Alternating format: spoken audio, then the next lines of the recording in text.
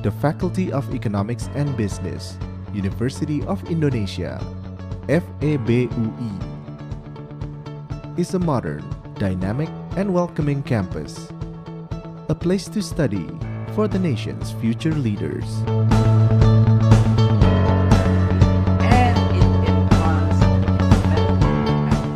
Situated in two strategic locations, Depok and Salemba, we are fully committed to contribute to the development of knowledge in economics and business, and to nurture future leaders with a sense of social responsibility and the ability to address global environmental changes.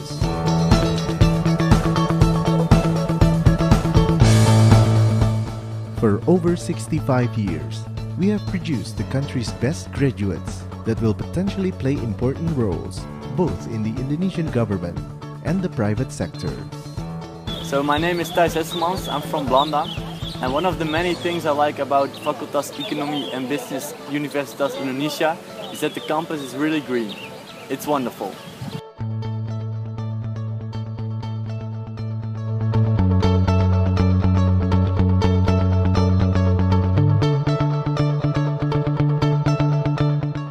In the future, we are aiming to become Asia's leading economics and business learning center, which contributes to the development of Indonesia and the global community.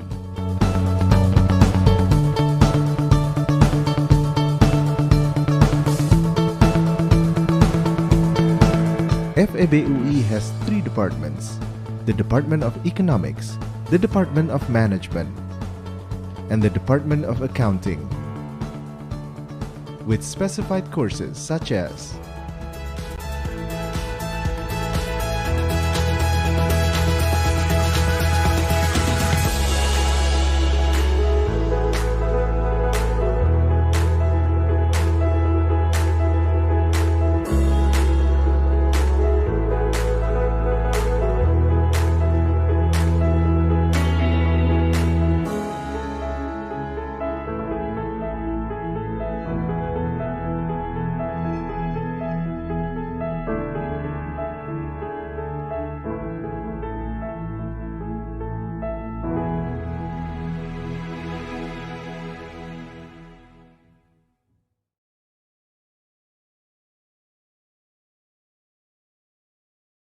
Tim penguji promosi dokter Universitas Indonesia memasuki ruang sidang.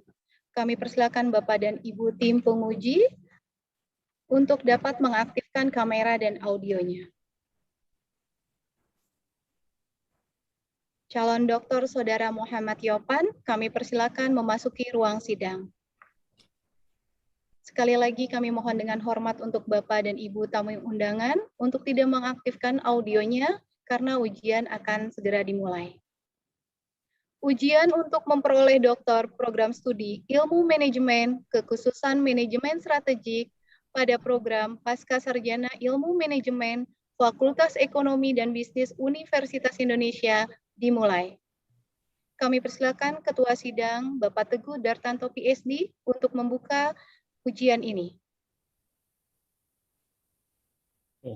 Bismillahirrahmanirrahim. Assalamualaikum warahmatullahi wabarakatuh. Selamat pagi. Hadirin undangan yang kami hormati, pada hari ini Senin 9 Agustus 2021, sidang terbuka promosi doktor Universitas Indonesia resmi saya buka. Calon doktor Saudara Muhammad Yopan, sidang terbuka promosi doktor yang saat ini berlangsung akan mengajukan pertanyaan dan sanggahan atas disertasi saudara yang berjudul The Role of Digital Leadership, Customer Orientation, and Business Model Innovation for IoT Companies. Bapak, Ibu, dan hadirin, izinkanlah saya terlebih dahulu untuk memperkenalkan nama pembimbing dan penguji pada sidang promosi doktor hari ini. Selaku pembimbing atau promotor, yaitu promotor Profesor Renal Kasali PhD, co-promotor 1 Dr. Esni Balkiah, dan co-promotor 2 Dr. Manar Pasaribu. Sedangkan ketua tim penguji diketuai oleh Saudara Dr. Abdul Khalid PhD, dengan anggota yang terdiri dari Dr. Muhammad Awaludin, Roro Ratih Diah Kusumastuti PhD, Riani Rahmawati PhD, dan Bapak Setio Hari Wijanto. Selanjutnya saya persilahkan Profesor Renal Kasali, PhD selaku promotor untuk memulai ujian. Silakan Pak Renal. Terima kasih Saudara Dekan. Selanjutnya kami persilahkan calon doktor Saudara Muhammad Yopan untuk menyampaikan dan membacakan secara singkat ringkasan disertasinya selama 15 menit. Kami persilahkan. Terima kasih. Assalamualaikum warahmatullahi wabarakatuh. Terima kasih banyak promotor Profesor Kasali. Mohon izin saya untuk mempresentasikan ringkasan dari disertasi saya.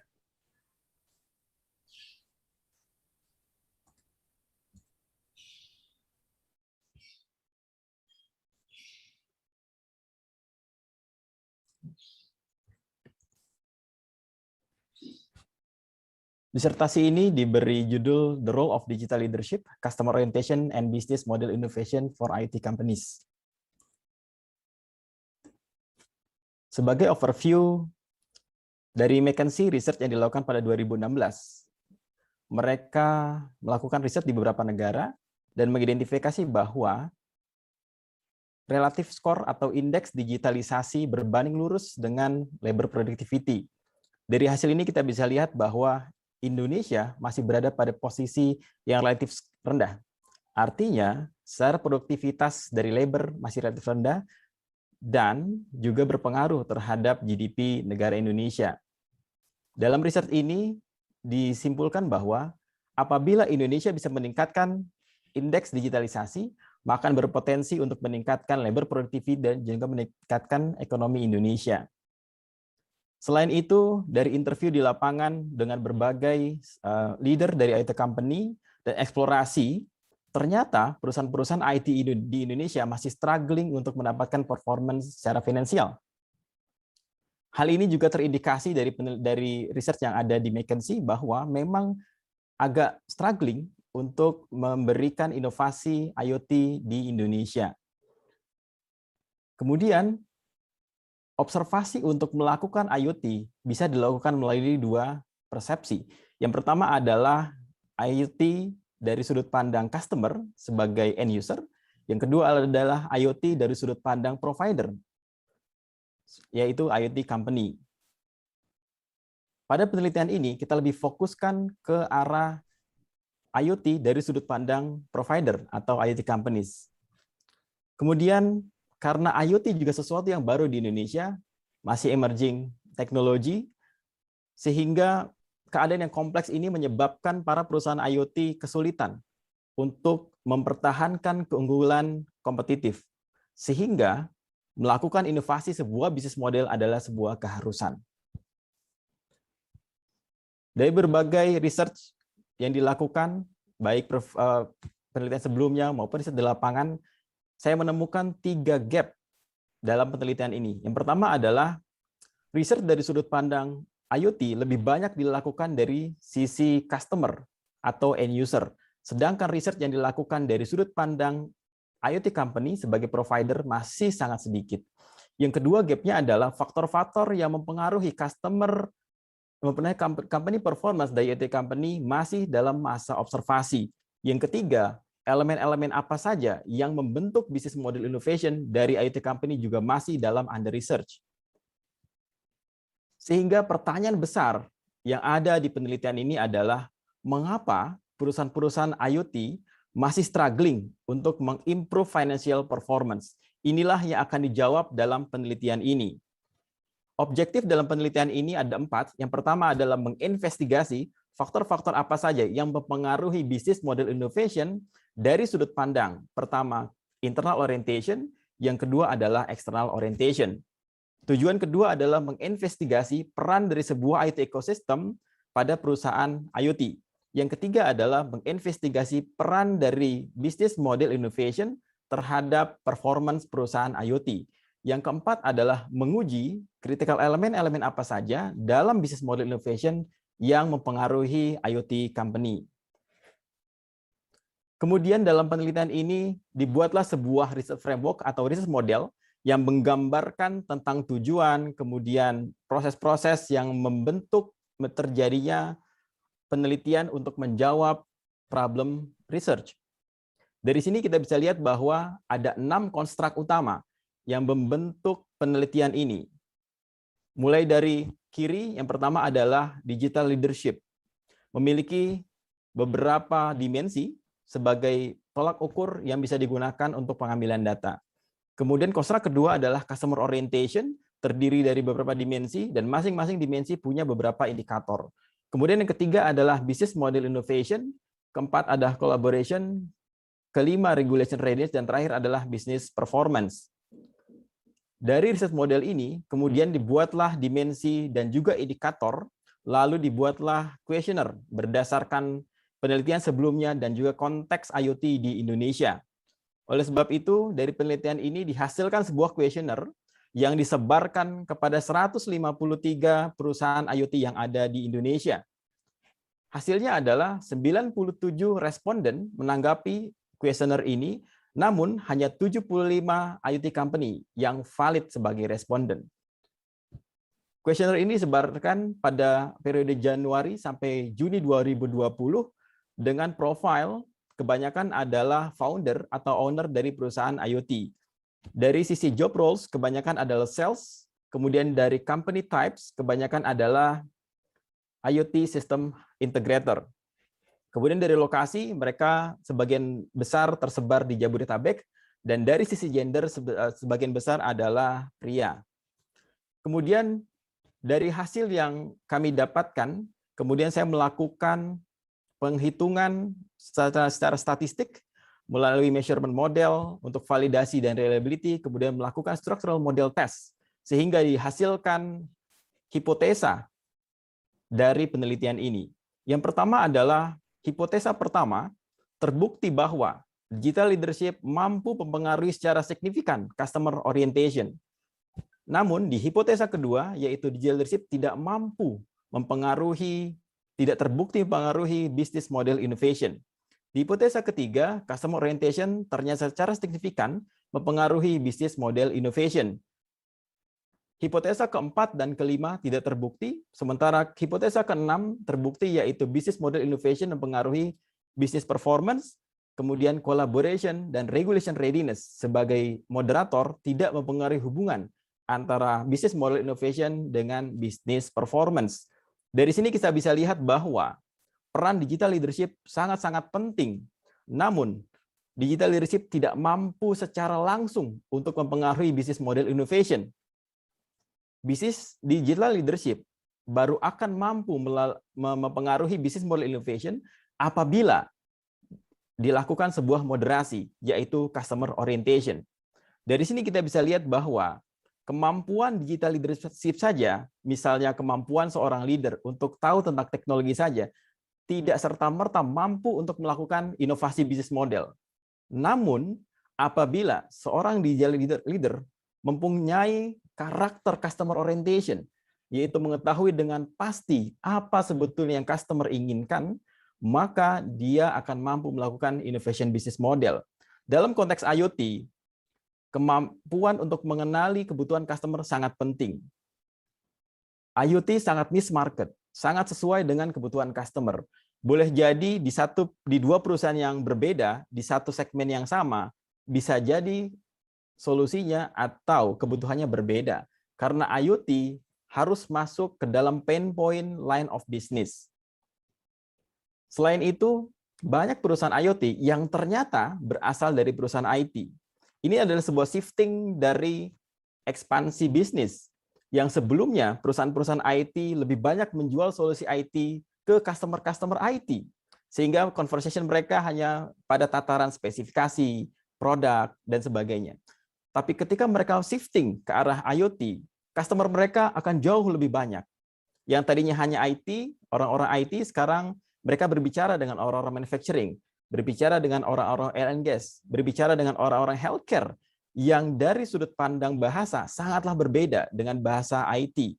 Sehingga ketika perusahaan IT shifting dari IT ke IoT, kemampuan mereka untuk berbicara dalam bahasa customer yang banyak tersebut itu sangat dibutuhkan. Oleh sebab itu, di penelitian ini tercermin bahwa customer orientation betul-betul sangat mempengaruhi kemampuan seorang digital leadership untuk menginovasi bisnis model. Dan dari sini juga terbukti bahwa bisnis model innovation ternyata mempengaruhi bisnis performance dari sebuah perusahaan IoT. Dari sini bisa kita lihat juga bahwa ternyata collaboration dan regulation readiness tidak memiliki dampak yang signifikan terhadap relationship dari bisnis model innovation terhadap bisnis performance. Yang pertama adalah collaboration di Indonesia, karena IoT ini sesuatu yang baru, collaboration atau partnership masih relatively ad hoc, masih relatively baru, belum terbentuk sebuah ekosistem yang matang. Oleh sebab itu, kemungkinan hal ini yang menyebabkan collaboration tidak memiliki impact yang positif terhadap bisnis model innovation dengan bisnis performance. Di sisi lain, dalam penelitian ini juga di-exercise, apabila collaboration dimasukkan sebagai antecedent business model innovation, maka collaboration akan mempengaruhi business model innovation. Itu berarti bahwa apabila perusahaan IoT memiliki sebuah collaboration baru, tapi dia tidak merubah bisnis modelnya, maka tidak akan mempengaruhi performance. Sehingga apabila sebuah collaboration dilakukan, maka dia harus menginovasi bisnis model terlebih dahulu, baru akan mengimpact sebuah bisnis performance. Sama halnya dengan sebuah regulation readiness. Regulation readiness ada, tapi tidak akan mengimpact sebuah performance apabila perusahaan tersebut tidak merejuvenasi bisnis model innovation. Dan juga di Indonesia kita temui bahwa terdapat berbagai bias tentang regulation readiness. Banyak orang yang mungkin tidak tahu apa regulasi terbaru, banyak orang yang mungkin tidak peduli apa regulasi yang terbaru, karena mungkin dia tidak berhadapan langsung dengan regulasi yang mengalami masalah. Dari penelitian ini, kemudian saya memberikan beberapa kontribusi, 5 kontribusi terhadap theoretical. Yang pertama adalah penelitian ini mengobservasi IoT bisnis dari sudut pandang IoT company perspektif.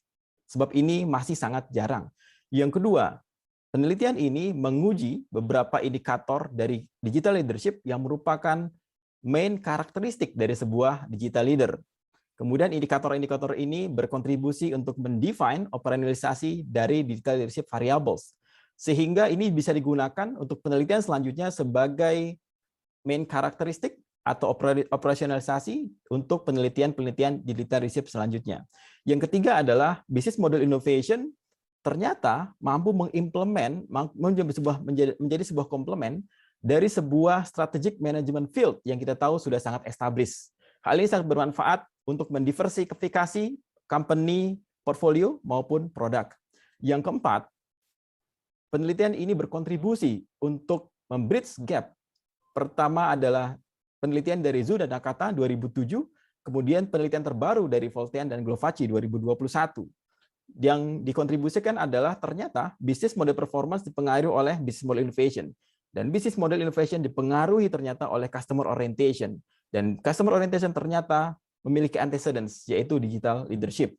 Yang kelima, penelitian ini berkontribusi untuk menguji elemen-elemen apa saja yang penting dalam bisnis IoT.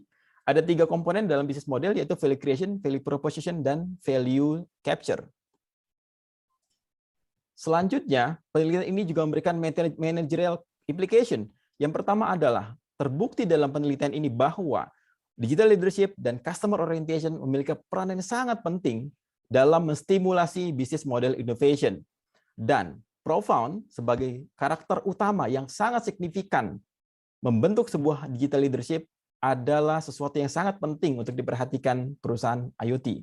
Profound adalah kemampuan seorang leader untuk mengetahui dengan deep apa itu IoT teknologi dan juga pengetahuan-pengetahuan di sekitar IoT tersebut. Kemudian commit to customer merupakan dimensi yang paling signifikan berperan untuk membentuk sebuah customer orientation.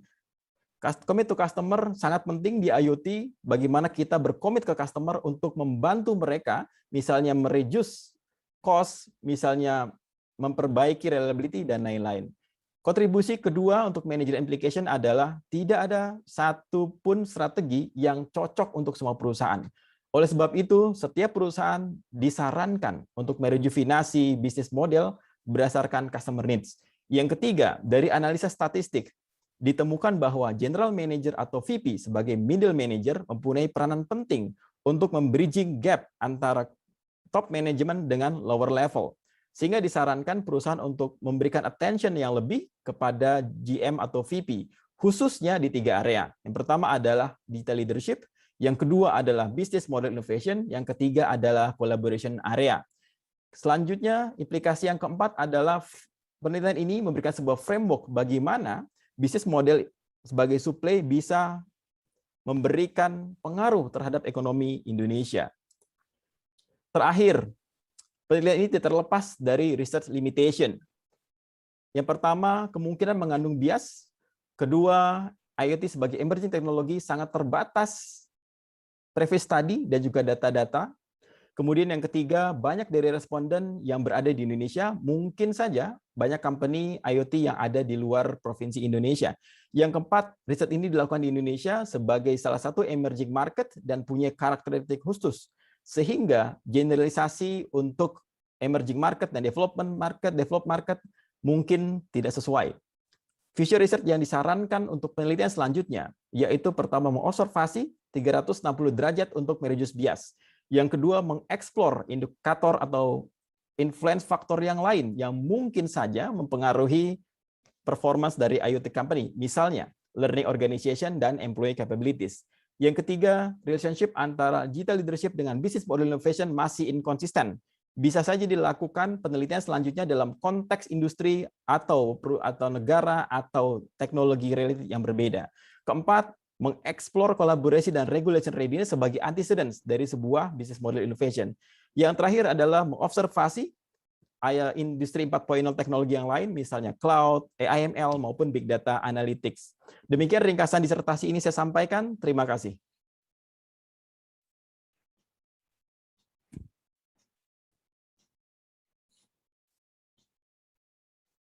Terima kasih Saudara Muhammad Yopan. Acara sidang ini kami lanjutkan dengan pertanyaan atau sanggahan dari para penguji. Saya persilahkan penguji pertama, Bapak Doni Abdul Khalid PhD, selaku Ketua Penguji untuk menyampaikan pertanyaan atau sanggahannya. Silakan Pak Doni. Ya, terima kasih Pak Dekan. Pak Yopan, selamat sudah melalui beberapa proses ya, sudah sampai ke titik ini ya. Terkait dengan studinya tentu saja relevan ya dengan apa yang terjadi saat ini ya, terutama di industri dan lain sebagainya. Nah, mungkin saya hanya satu pertanyaan saja, dan ini bukan pertanyaan ya, lebih kepada bagaimana Pak Yopan bisa menggunakan hasil penelitiannya saat ini untuk mencoba memahami apa yang terjadi di masa mendatang. Ya. Nah, seperti yang kita ketahui, kondisi pandemi mungkin merubah ya lingkungan ya, dan juga tentu saja kalau tadi dibagi dari aspek supply dan demand, banyak juga perubahan di aspek demand terutama, tapi juga tidak menutup kemungkinan di sisi aspek supply-nya juga mengalami perubahan. Nah, kalau dari Pak Yopan sendiri ya, berdasarkan studinya selama ini dan apa yang tadi jadi kesimpulan dalam studi ini, bagaimana situasi saat ini ya memiliki kemungkinan untuk merubah ya interaksi antara mulai dari digital leadership, model bisnis innovation-nya ya, dan hal-hal lain yang disampaikan. Nah, jadi saya mungkin lebih kepada pertanyaannya itu tuh, gimana nih dengan apa yang sudah Pak Yopan punya, bagaimana mencoba menganalisis perbedaan kondisi di saat sedang penelitiannya waktu itu kan sebelum pandemi ya, dan di masa mendatang. Silakan Pak Yopan. Ya, yang terhormat Bapak Doni Abdul Khalid PhD, perkenalkan saya untuk menjawab pertanyaan yang Bapak ajukan. Terima kasih banyak Pak Doni atas sarannya juga. Jadi memang penelitian ini dilakukan pada Januari dan sampai Juni ya. Waktu itu pas di pertengahan penelitian ini, pengambilan data itu pandemi. Jadi memang karakternya sangat berubah waktu itu, termasuk juga pengambilan data. Jadi pengambilan data lebih banyak dilakukan secara virtual. Namun beberapa belakangan ini saya juga membuka beberapa research di khususnya di pandemi, bagaimana IoT ternyata mampu mempengaruhi atau membuat perusahaan-perusahaan survive. Kita tahu bahwa di sisi saat pandemi ini banyak sekali perusahaan-perusahaan yang tidak bisa melakukan aktivitas rutinnya, tapi mereka bisa shifting dari yang tradisional ke teknologi seperti itu.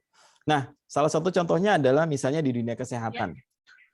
Selama ini dunia kesehatan mungkin dianggap hanya sakit, tapi sekarang dunia kesehatan menjadi sangat penting. Misalnya kalau kita ingin tracing orang yang terkena infeksi, itu bisa dilakukan dengan handphone. Handphone itu diberi GPS atau ada Bluetooth-nya, itu bisa tracing. Sehingga di konteks kesehatan, maka IoT menjadi sangat-sangat penting, khususnya ketika pandemi ini terjadi. Nah, di dunia, di segmen-segmen yang lain, misalnya banyak perusahaan-perusahaan yang sekarang mulai mengaktifkan IoT untuk melakukan efisiensi. Yang tadinya misalnya harus visit dari satu BTS ke BTS yang lain, visit dari satu field ke field yang lain. Sekarang cukup ditaruh sensor IoT, dia sudah bisa melihat sendiri apa yang terjadi di site tersebut.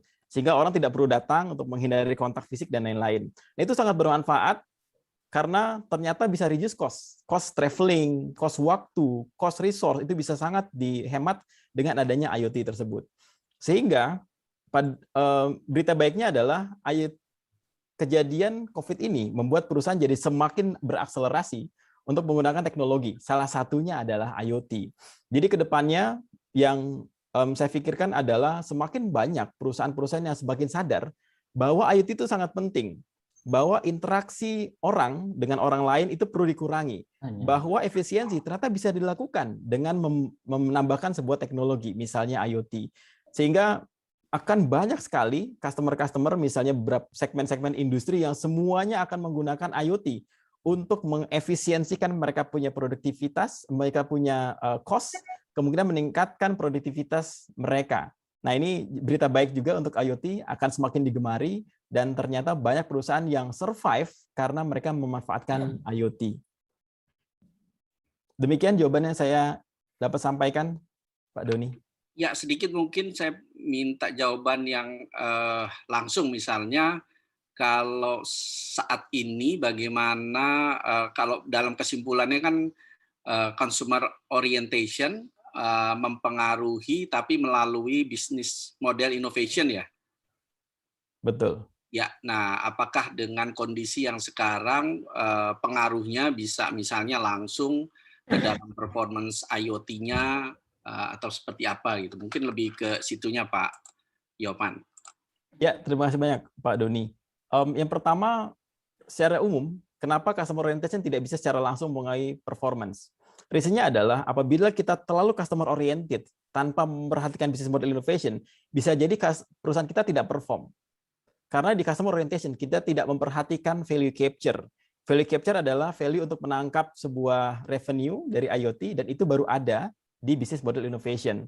Sehingga apabila perusahaan terlalu customer obsessed misalnya, berlebihan, maka dia mungkin tidak memperhatikan value capture-nya yang ada di business model innovation. Sehingga di penelitian ini dibutuhkan perusahaan juga harus aware masalah bagaimana mengcapture sebuah solusi dari IoT untuk menghasilkan performance. Namun di COVID ini memang kita tahu customer pun punya pain point yang luar biasa, mereka mungkin nggak punya budget gitu ya. Nah, disarankan customer orientation ditingkatkan, karena pada akhirnya performance perusahaan itu baru akan terbentuk ketika customer-nya sudah happy. Kita sudah menolong dia untuk menyelamatkan dia dari kebangkrutan misalnya, kemudian kita reduce cost production-nya sehingga mereka bisa survive. Nah, ketika mereka bisa survive, kemudian kita bantu terus sehingga mereka bisa lebih produktif, otomatis nanti baru kita akan mendapatkan hasil. Jadi memang di saat pandemi ini perusahaan IT harus lebih bersabar untuk meningkatkan customer orientation, memberikan apa yang customer inginkan, belakangan baru bisa di-capture bisnis model innovation-nya melalui revenue di sisi IoT revenue. Demikian Pak Doni. Ya, terima kasih Pak Yopan. Dari saya cukup Pak Ketua. Oke, terima kasih Pak Doni. Saya persilahkan penguji berikutnya Bapak Dr. Muhammad Awaludin untuk mengajukan pertanyaan atau sanggahannya. Silakan Pak. Terima kasih Pak Dekan. Assalamualaikum warahmatullahi wabarakatuh. Selamat pagi, salam sejahtera buat kita semua. Bapak dan Ibu yang kami hormati, khususnya kepada Pak Yopan. Selamat dulu ya Pak Yopan sebagai praktisi di industri IT dan telco. Menurut saya hasil penelitian dan juga kajiannya akan sangat pasti bermanfaat. Saya tertarik untuk juga ingin mendalami ya, sekaligus belajar tentang pembelajaran apa yang dapat kita ambil dari konsep bisnis model innovation atau inovasi model bisnis ini. Seperti yang tadi juga saya tangkap dan juga kita pahami bersama, sebenarnya perusahaan saat ini kan berbagai perusahaan selalu dituntut ya untuk kemudian mampu mengelola berbagai resources, berbagai sumber daya perusahaan itu, dan kemudian bagaimana melakukannya secara kolaboratif dan integratif. Jadi ada kata kunci di sini sinergi dari berbagai dimensi, baik dimensi internal maupun eksternal. Yang tadi juga sudah banyak dikupas. Nah, kalau dari kacamata Pak Yopan selaku peneliti dan juga setelah mendalami apa sih yang menjadi satu pembaharuan dari teori bisnis model innovation dari penelitian Pak Yopan ini, dan apa yang menarik buat setelah mendalami itu. Jadi dari perspektifnya peneliti sendiri, ketertarikan atau satu pendalaman itu yang muncul kemudian dalam bentuk apa. Nah, saya ingin juga sekaligus dapat hal yang konkret berupa novelty ya dari penelitian ini, karena saya baca, saya belum secara eksplisit menangkap satu hal yang berkaitan dengan novelty di penelitian ini yang akan pasti bermanfaat bagi industri maupun juga dari kacamata akademis. Terima kasih. Silakan Pak. Ya, terima kasih banyak yang terhormat Pak Awal. Perkenan saya untuk menjawab pertanyaan yang Bapak ajukan. Yang pertama mungkin ada dua hal ya, kalau saya bisa simpulkan. Yang pertama, apa kontribusi ini yang signifikan terhadap sebuah business model innovation. Jadi mungkin bisnis model sesuatu yang sudah lama, tapi bisnis model innovation sendiri itu baru hits sekitar 10 tahun terakhir dari penelitian yang sudah ada. Nah, di IoT sendiri, bisnis model innovation itu sesuatu yang unik. Kenapa unik? Karena IoT itu sangat niche market, sangat customer orientation, sangat butuh adjustment. Berbeda dengan IT yang mungkin kita bisa jual secara masif, tapi IoT lebih banyak custom berdasarkan customer. Nah, banyak perusahaan-perusahaan IoT yang ternyata masih kesulitan untuk membangun sebuah business model innovation. Dari penelitian ini, itu yang menjadi akar masalah. Kenapa perusahaan IoT kok agak kesulitan untuk melakukan business model innovation? Nanti dampaknya pasti ke performance. Nah, dari sini bisa dilihat bahwa ternyata banyak perusahaan IoT yang memang memiliki digital leadership. Banyak mungkin CEO yang punya kemampuan digital yang luar biasa. Tapi berbeda ketika dia menjalankan bisnis IT dia dengan bisnis IoT dia. Diharapkan seorang leader tidak hanya menggunakan mindset digital leadership yang apa adanya, tapi dia juga melakukan banyak customer orientation. Misalnya, dia lebih banyak turun ke lapangan, melihat secara langsung apa yang sebetulnya dibutuhkan oleh pelanggan. Karena IoT ini sangat berbeda dengan bisnis IT, customer-nya sangat berbeda, kita berbicara dengan line of business yang berbeda. Mungkin awalnya tidak nyambung, kita orang IT berbicara dengan dokter. Nah, itu dibutuhkan sebuah kemampuan leader untuk memahami aspek-aspek yang lain di luar dari IT itu sendiri. Nah, ini yang menurut saya sebuah kesulitan di perusahaan-perusahaan IT atau IoT, mereka masih menggunakan mindset lama. Datang ke customer menggunakan, saya punya produk ini, produk A, spesifikasinya ini. Enggak akan nyambung ketika kita berbicara dengan dokter, karena dokter tidak mengerti spesifikasi IT. Yang dia mengerti adalah, saya punya masalah, bisa tidak teknologi Anda membantu saya? Nah, gap ini yang diselesaikan oleh penelitian ini dengan customer orientation. Sehingga perusahaan-perusahaan IT atau IoT yang hanya punya digital leadership saja itu tidak cukup membantu untuk membuat sebuah business model innovation. Harus ada customer orientation, tapi spesial customer orientation-nya. Karena pada konteks IoT tidak semua punya customer orientation dengan berbagai macam line of business. Seperti itu Pak Awal. Yang kedua, novelty-nya saya harap ini juga membuat sebuah novelty karena digital leadership sendiri merupakan sesuatu yang baru. Mungkin kita menemukan digital leadership di majalah, di website, tapi jarang sekali penelitian yang melakukan secara empiris tentang apa itu digital leadership dan apa itu komponennya. Banyak pertanyaan, apa sih sebetulnya definisi digital leadership? Apa sih sebetulnya karakter dari digital leadership? Ini yang menjadi novelty dari penelitian ini, menguji cobakan definisinya, dimensinya, indikatornya yang dicobakan pada penelitian empirikal di penelitian ini. Dan kami berharap ini bisa menjadi sebuah kontribusi baik secara teoretikal maupun juga dari sisi manajerial. Demikian jawaban yang saya berikan, Pak Awal. Terima kasih. Pak Awal, bagaimana? Ya, silakan. Ya, Pak. sedikit ungkapan yang mungkin dalam 2 atau 3 kata saya ingin mendengar Pak Yopan menyimpulkan apa yang kira-kira dapat diungkapkan dalam 2 atau 3 kata berupa frasa penelitian Pak Yopan kali ini. Digital leadership tidak hanya dibutuhkan, namun juga customer orientation untuk membangun sebuah inovasi bisnis model. Terima kasih Pak Dekan, Ketua. Kami kembalikan. Terima kasih Pak Muhammad Awaludin. Berikutnya saya persilahkan Ibu Ratih Diah Kusmastuti PhD untuk mengajukan pertanyaan atau sanggahannya. Silakan Bu. Terima kasih Pak Dekan. Selamat pagi Bapak Ibu semua. Pertama-tama saya ucapkan selamat kepada Pak Yopan karena sudah sampai pada tahap ini. Pertanyaan saya akan berkaitan dengan hasil penelitian yang Pak Yopan lakukan. Nah, kalau kita lihat dari hasil analisisnya, menunjukkan bahwa moderasi dari kolaborasi pada hubungan antara business model innovation dan business performance terbukti tidak signifikan. Padahal seperti kita tahu, pada saat pandemi seperti ini, kolaborasi sangat dibutuhkan, gitu ya. Nah, apakah bisa dijelaskan mengapa hasilnya seperti itu dan sebenarnya kolaborasi seperti apa sih yang dibutuhkan oleh perusahaan IoT di Indonesia untuk meningkatkan kinerjanya? Mungkin begitu. Silakan Pak. Ya, terhormat Ibu Ratih Diah PhD, perankan saya untuk menjawab pertanyaan yang Ibu ajukan. Dari sisi kolaborasi memang sepertinya sangat penting, namun di penelitian ini belum terbukti secara signifikan mempengaruhi. Yang pertama adalah dari sisi kolaborasi sendiri. Sebelum pandemi misalnya, kita tahu bahwa kolaborasi di IoT company masih sifatnya ad hoc. Ini adalah teknologi baru, jadi perusahaan-perusahaan juga baru melakukan kolaborasi. Jadi belum ada sebuah kolaborasi yang solid. Yang solid misalnya kalau kita lihat di US misalnya ada Silicon Valley, itu sudah solid. Ekosistemnya sudah besar. Dan mereka sudah sangat-sangat mumpuni untuk membuat sebuah ekosistem yang mumpuni untuk menghasilkan sebuah solusi yang terbaik, kemudian performanya juga pun baik. Di Indonesia, kolaborasi dilakukan, tapi sifatnya adalah ad hoc. Ad hoc maksudnya adalah setiap ada opportunity, ada project, mereka berkolaborasi, tapi lepas. Kemudian kolaborasi lagi dengan yang lain. Hasilnya tidak ada sebuah ekosistem yang mantap, tidak ada sebuah ekosistem yang mature untuk membuat sebuah business model innovation maupun mempengaruhi performance. Kemudian apa sebetulnya yang diharapkan kolaborasi yang terbaik yang dilakukan?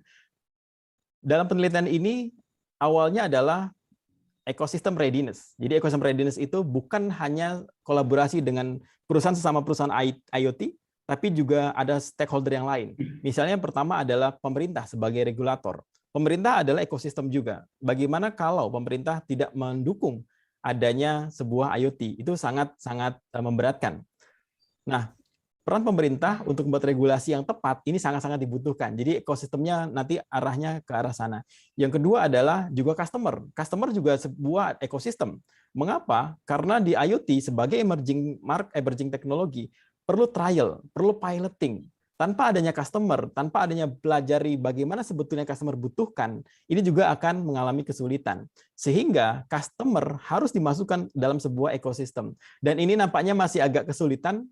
Lebih banyak perusahaan-perusahaan IoT melakukan semacam POC, proof of concept dari customer-customer secara free, tapi sifatnya lagi-lagi adalah ad hoc. Padahal kalau kita lihat di negara maju, banyak perusahaan-perusahaan yang rela menjadi sebuah semacam kelinci percobaan untuk melakukan sebuah testing. Jadi ada perusahaan IoT, ada customer-nya di testing, dicek apakah betul solusi itu bermanfaat buat customer.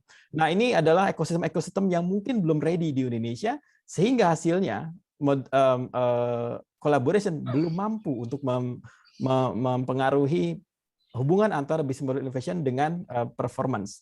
Yang kedua adalah karena sifatnya moderasi, jadi seperti kurang kuat. Jadi di sini juga dilakukan exercise bagaimana apabila collaboration ditempatkan sebagai antecedent dari sebuah business model innovation. Ternyata hasilnya adalah signifikan. Itu artinya perusahaan-perusahaan IoT apabila melakukan sebuah kolaborasi, maka dia harus juga memperhatikan bisnis model yang sudah ada. Artinya dia harus merejuvenasi, memperbaiki, menambahkan, dan menyesuaikan business model innovation sesuai dengan kolaborasi yang dia lakukan. Jadi mature ekosistemnya atau kolaborasinya, kemudian dia harus juga menginovasikan bisnis modelnya, baru akan berdampak terhadap performance perusahaan. Demikian jawaban yang saya berikan, Ibu Ratih. Terima kasih Pak Yopan, terima kasih Pak Teguh, Pak Dekan. Terima kasih Bu Ratih. Selanjutnya saya persilakan Ibu Riani Rahmawati PhD untuk mengajukan pertanyaan atau sanggahannya. Silakan Bu. Baik, terima kasih pimpinan sidang. Pak Yopan, selamat sudah berada di tahap ini ya, melalui perjalanan yang cukup panjang ya. Tapi insya Allah ini menarik sekali Pak hasil penelitiannya. Saya ingin tanya, melanjutkan pertanyaan dari Bu Ratih tadi Pak. Bapak juga di disertasinya menyebutkan ekosistem, dan nampaknya memang banyak penelitian sekarang dengan perubahan ini melihat betapa pentingnya ada ekosistem Pak. Nah ini implikasi dari penelitian Bapak ini menunjukkan apa Pak terkait dengan ekosistem ini ya? Harus diawali atau dibangun dari mana dan bagaimana peran dari perusahaan IoT ini dalam kemudian membangun ekosistem ini yang nampaknya ini jadi suatu pendukung ya Pak ya, agar berbagai data-data statistik yang kita mungkin masih berada di bawah ini makin lama makin naik begitu Pak Yopan. Mungkin bisa dijelaskan tentang hal itu Pak, silakan. Yang terhormat Ibu Riani, PhD, perkenan saya untuk menjawab pertanyaan dari Ibu. Menarik sekali Ibu berbicara tentang ekosistem, memang ini sesuatu yang sangat penting, terutama di kala sekarang ini. Banyak sekali perusahaan-perusahaan yang berjatuhan, dan tanpa ekosistem mereka tidak bisa bangkit dengan sendirinya. Nah, ekosistem ini yang diharapkan yang bisa dimulai, pertama dari sisi komunitas. Jadi di IoT sendiri itu punya banyak sekali komunitas, punya banyak sekali partnership yang sudah ada. Nah, tinggal di-officialkan. Pemerintah saat ini yang saya ketahui juga membuat beberapa fasilitas, misalnya KEK seperti itu ya, daerah-daerah yang khusus seperti itu untuk membuat sebuah ekosistem baru. Idenya adalah mungkin bisa kita lihat di Shenzhen di Cina, mungkin Silicon Valley di Amerika, hal-hal yang sama. Tapi memang tidak selalu ekosistem itu terbentuk dari infrastruktur dahulu. Ekosistem bisa terbentuk dari komunitas yang udah ada. Jadi sekarang kita punya banyak sekali IoT ekosistem, tapi masih ad hoc. Dan di Indonesia juga ada IoT, asosiasi IoT, ini juga menjadi cikal bakal. Asosiasi IoT Indonesia juga sangat berperan penting sebagai advisor dari pemerintah untuk membuat sebuah regulasi, juga mengenable berbagai stakeholder yang ada di ekosistem IoT company dan lain-lain. Mulai dari cikal bakal ini, dari ekosistem ini, kita harapkan bisa diofisialkan oleh pemerintah menjadi sebuah ekosistem yang mature, dibantu dengan regulasi, mungkin dengan insentif pajak dan lain-lain, sehingga semakin berkembang IoT yang ada di Indonesia. Demikian yang dapat saya sampaikan, Ibu Riani. Baik. Bagaimana Bu Riani? Masih ada? Baik. Terima kasih jawabannya. Iya, baik. Terima kasih pimpinan sidang. Saya cukup, Pak. Oke, terima kasih Bu Riani. Berikutnya saya persilahkan Bapak Setio Hari Wijanto untuk mengajukan pertanyaan atau sanggahannya. Silakan Pak. Terima kasih Pak Teguh. Pertama-tama selamat Pak Yopan. Paling nggak hari ini udah berdiri di sini. Sampai sini ya. Meskipun karena COVID sempat menghilang. Oke, pertama ada beberapa istilah yang mungkin saya ingin barangkali bukan koreksi ya, mungkin sarankan ya. Bapak mengatakan bahwa model Bapak itu ada terdiri 5 latent variabel kan, betul nggak Pak itu? Mohon maaf Pak, 6 Pak. 6 variabel ya, variabel laten ya. Tapi menurut saya karena apa itu biasanya kalau kita bicara variabel laten itu harus ada variabelnya dulu, baru ada indikatornya. Jadinya begitu, makanya terus reflektif kan. Ya kan? Tapi ada satu variabel Bapak sebutkan itu adalah yang apa itu DL kalau nggak salah ya. Itu yang formatif ya Pak ya. Betul nggak itu? Yang Digital leadership formatif, betul Pak. ya berformatif. Nah biasanya kalau formatif kita nggak nyebutnya variabel laten. Karena kalau variabel laten itu ada variabelnya dulu, baru ada indikatornya. Nah ini kalau apa itu variabel yang formatif itu biasanya kita bicara variabel komposit. Karena variabelnya dibentuk oleh indikatornya. Hanya meluruskan aja. Jadi biar apa itu, biar jelas gitu Pak. Nah, terus Bapak membandingkan antara apa itu antara PLS sama Lisel kalau nggak salah PLS dengan SEM lah. Itu ada beberapa ini bisa minimum apa itu paling Mbak berkaitan dengan apa itu dengan sampelnya itu mulai dari 100 atau 200 sampai ke dalam SEM ya. Gitu. Tapi saya kira mungkin perlu dikoreksi penelitian terakhir itu udah sampai ke bawah sampai small sample. Nah, itu mungkin bisa dikoreksi soalnya referensi 2014 2000 berapa itu. Yang mungkin perlu dikoreksi. Oke, ya. Terakhir adalah saya menyambung Bu Riani tadi dan Bu Ratih juga mengenai moderator gitu. Kan moderatornya itu tidak signifikan dua-duanya. Itu kira-kira memprosesnya seperti apa secara umum aja, Pak? Kok bisa tidak signifikan itu? Kira-kira. Jadi kalau penjelasan mengenai apa itu beberapa alasannya sudah Bapak sebutkan, tapi memproses secara ini aja, secara umum aja. Untuk proses moderasi itu. Kenapa kok apa itu? Gimana caranya? Apakah diapain interaksi di multi sampel kan dan sebagainya, sedikit mengenai metodologi lah gitu kan. Silakan Pak. Ya, terima kasih yang terhormat Bapak Setio, Bapak Dr. Setio, perkenalkan saya untuk menjawab pertanyaan yang Bapak ajukan. Terima kasih Pak. Yang pertama dari penamaan ya variabel komposit, betul itu adalah formatif membentuk digital leadership. Kemudian selanjutnya untuk yang moderasi, jadi mohon maaf sebelumnya untuk yang Lisrel, ya memang ini jumlahnya 75, tapi Bapak sarankan juga bisa menggunakan Lisrel ya Pak.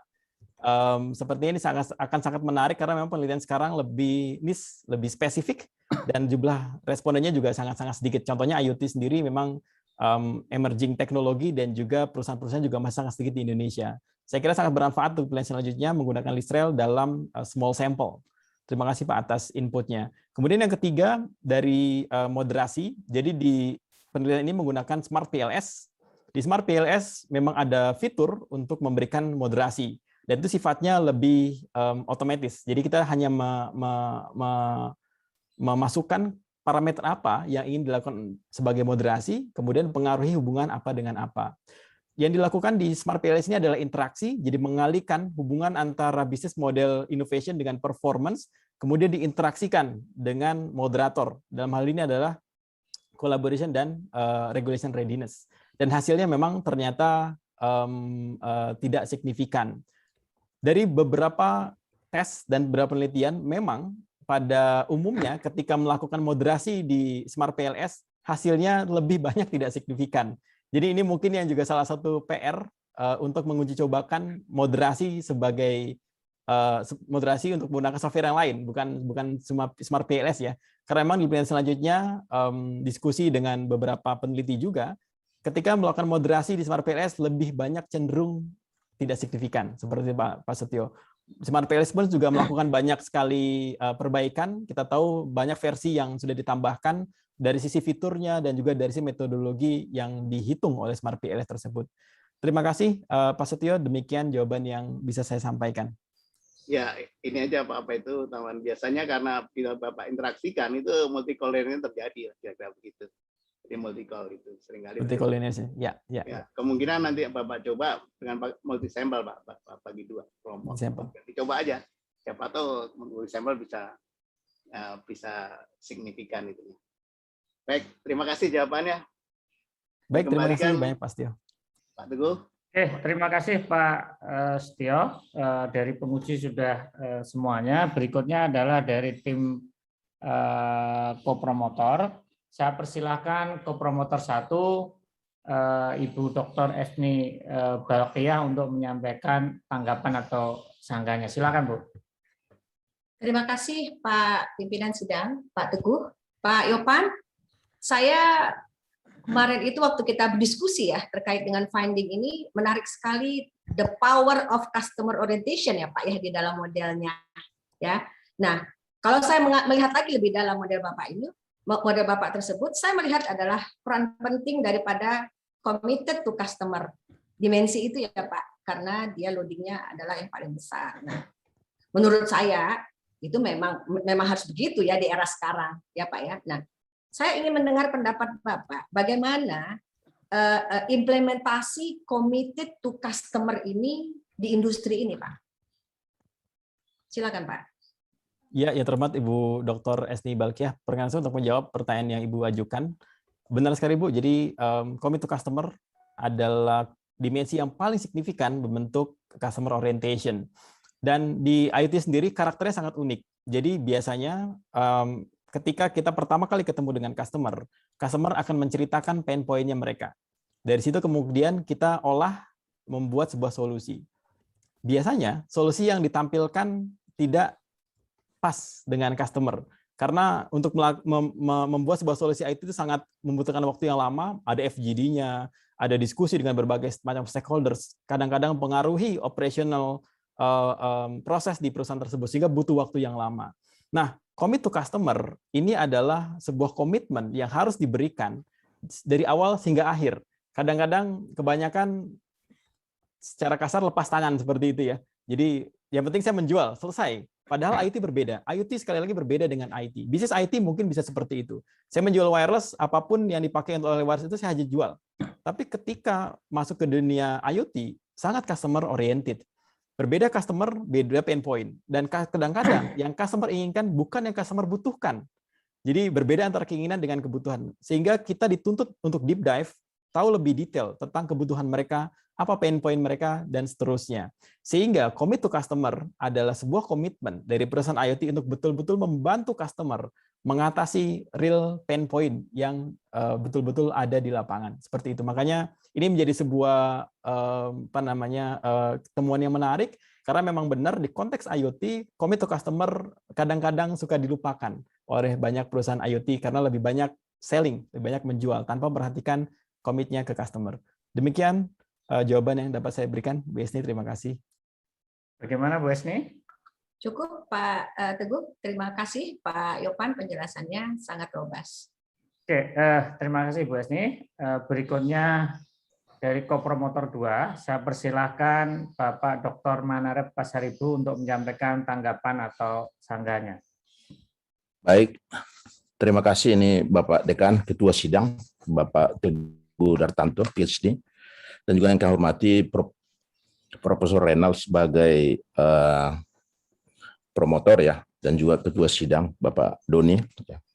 Kami sebetulnya terima kasih ini bahwa diberi kesempatan memberikan pandangan sedikit ya. Tapi kami melihat secara umum ya, tulisan maupun disertasi Pak Yopan ini sudah cukup bagus ya. Karena memang sejajar dengan apa yang kita hadapi saat ini, revolusi industri 4.0. Dan ini kita ketahui bersama bahwa revolusi industri 4.0 ini adalah sebuah keniscayaan ya, pasti ya. Gak mungkin ada orang membantah ini atau mengulang atau menunda ya, ini akan jalan terus ya. Ini boleh kita lihat dalam tulisan-tulisan Pak Yopan ini ya, tren-tren yang sangat baik ditulis antara lain misalnya smartphone dan sosial media termasuk sana ya, IoT ya, data analytics ya, cloud computing dan juga artificial intelligence. Inilah masa depan industri ke depan sebetulnya ya. Dan saya yakin dengan tulisan disertasi dari yang dibahas, yang diteliti oleh Pak Yopan ini ya, merupakan masa depan Indonesia ke depan ya. Masa depan perekonomian Indonesia ke depan ya, baik itu dia UMKM maupun dia korporasi maupun koperasi ya, yang bisa menggunakan dengan bagus ya. Kami sangat bangga sekali dengan hasil penelitian disampaikan Pak Yopan ini ya, rasanya karena kami selama ini juga membidangi masalah ini ya, jadi memang ada frekuensinya kena kepada kami, sehingga kami pada kesempatan ini sebetulnya mengucapkan terima kasih nih Pak Yopan, dan selamat ya Pak Yopan. Dan kami tentunya tidak perlu bertanya lagi, tadi sudah ada kesepakatan kita. Selamat kepada Bapak Yopan. Terima kasih. Terima kasih banyak Pak Dr. Manerep. Terima kasih banyak. Baik itu. Ya. Ada yang ditambahkan Pak Manerep? Cukup. Karena hasil pembahasan tadi sudah cukup bagus sekali ya. Sudah kami lihat clear dan jelas apa yang disampaikan oleh Pak Yopan. Terima kasih. Terima kasih Pak Manerep. Waktu habis, ujian telah selesai. Ujian telah berakhir, izinkanlah kami mengadakan sidang tertutup untuk melakukan penilaian dan sidang kami skors untuk beberapa saat. Mohon para tamu undangan untuk tidak meninggalkan room online ini. Tim penguji promosi dokter Universitas Indonesia meninggalkan ruang sidang menuju ruang sidang tertutup secara online. Kami persilakan Bapak dan Ibu untuk masuk ke breakout room. Hadirin yang kami hormati, kami mohon menunggu beberapa saat untuk mengikuti sidang selanjutnya dan mohon tidak meninggalkan room sidang promosi dokter ini karena tim penguji promosi dokter akan kembali pada ruang sidang online ini. Terima kasih.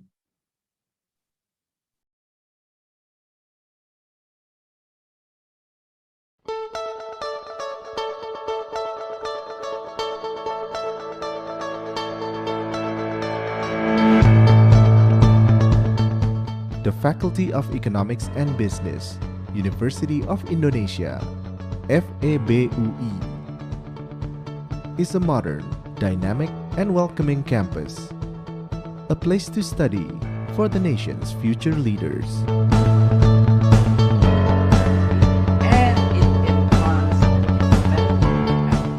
Situated in two strategic locations, Depok and Salemba, we are fully committed to contribute to the development of knowledge in economics and business, and to nurture future leaders with a sense of social responsibility and the ability to address global environmental changes.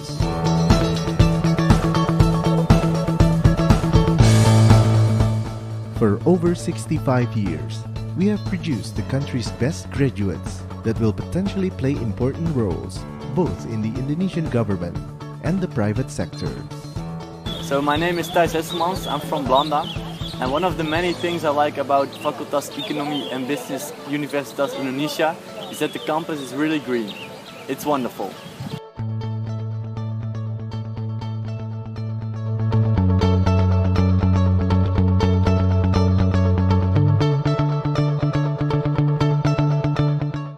In the future, we are aiming to become Asia's leading economics and business learning center, which contributes to the development of Indonesia and the global community.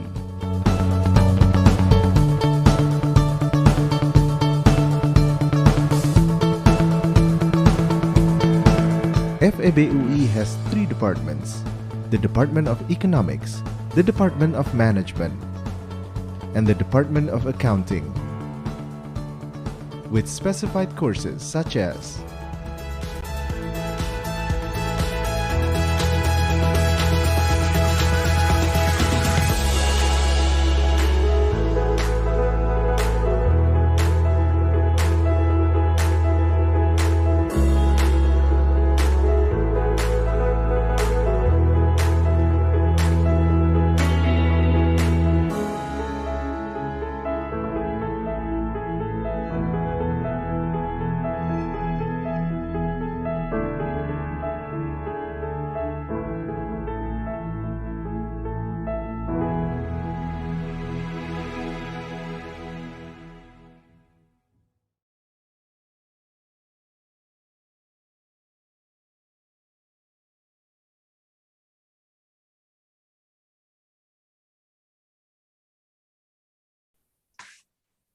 Hadirin yang kami hormati, sidang promosi dokter akan segera kami mulai.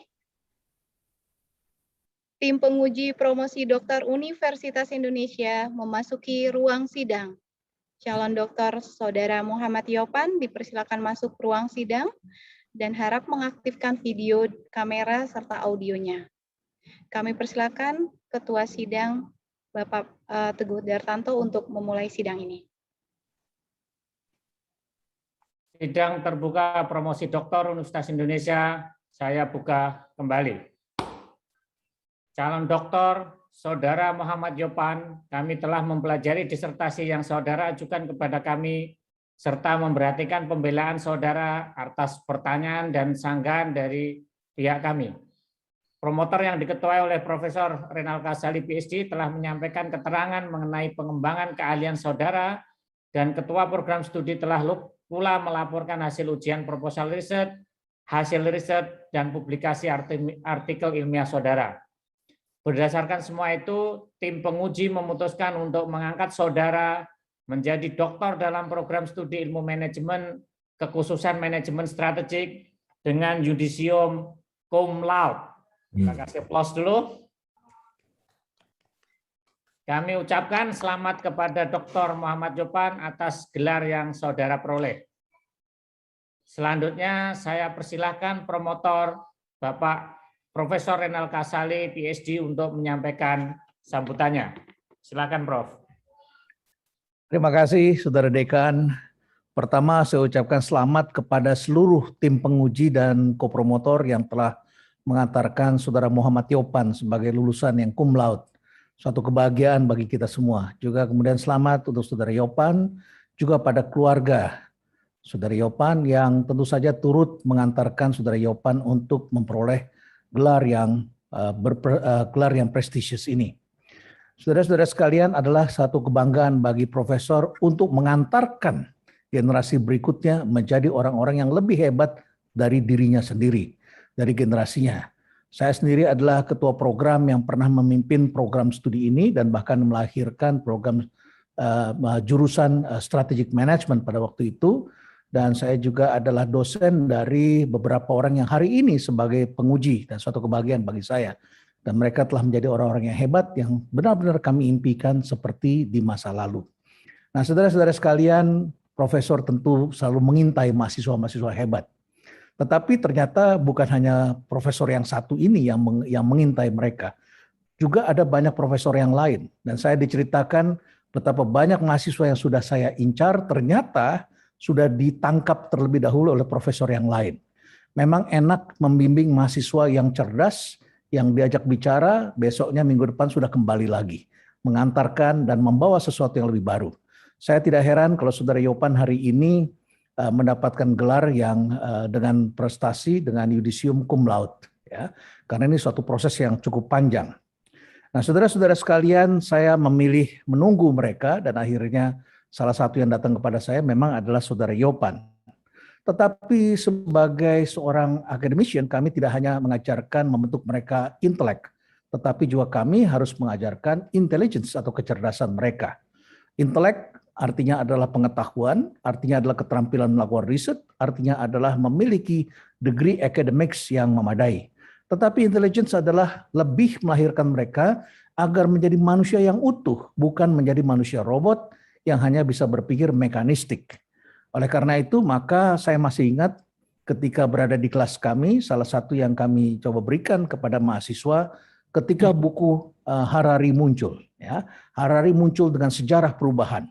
Yang pertama, buku trilogi yang harus dibaca hanya dalam beberapa malam dan mahasiswa bisa menyimpulkan. Nah, saya kira ini mengantarkan sejumlah mahasiswa yang tadinya adalah berlatar belakang engineer menjadi lebih humanis karena bisa mengenal sejarah peradaban dan sejarah kehidupan. Bagaimana manusia menemukan api, bagaimana manusia mulai membuat perencanaan ketika menjadi hidup menetap dan kemudian menemukan cara-cara baru dan sampai ke hari ini dari Homo sapiens, a brief history of humankind, kemudian menjadi a brief history of the future, yaitu Homo Deus, dan kemudian 21 lessons for the 21st century. Saya kira 21 lessons itulah yang mengantarkan Saudara Yopan, karena pada waktu itu Harari mengatakan data is the new oil, dan kemudian dia merasa bahwa apa yang dilakukannya telah benar. Saudara Muhammad Yopan meneruskan cita-cita dari guru fisikanya. Dia sekolah di sebuah SMA yang tidak terlalu terkenal dan sepanjang sejarah tidak ada yang masuk universitas negeri. barangkali yang dimaksud adalah masuk ITB. Tapi guru fisika yang sangat dia kagumi, bercita-cita dan mengungkapkan itu di kelas. Saya kira ini sangat penting sekali ungkapan itu diucapkan, bahwa dia bercita-cita agar ada muridnya yang diterima di ITB. Maka Saudara Yopan kemudian mengambil strategi, mengambil jurusan di ITB yang tidak terlalu banyak pendaftarnya, tetapi juga tidak paling bawah.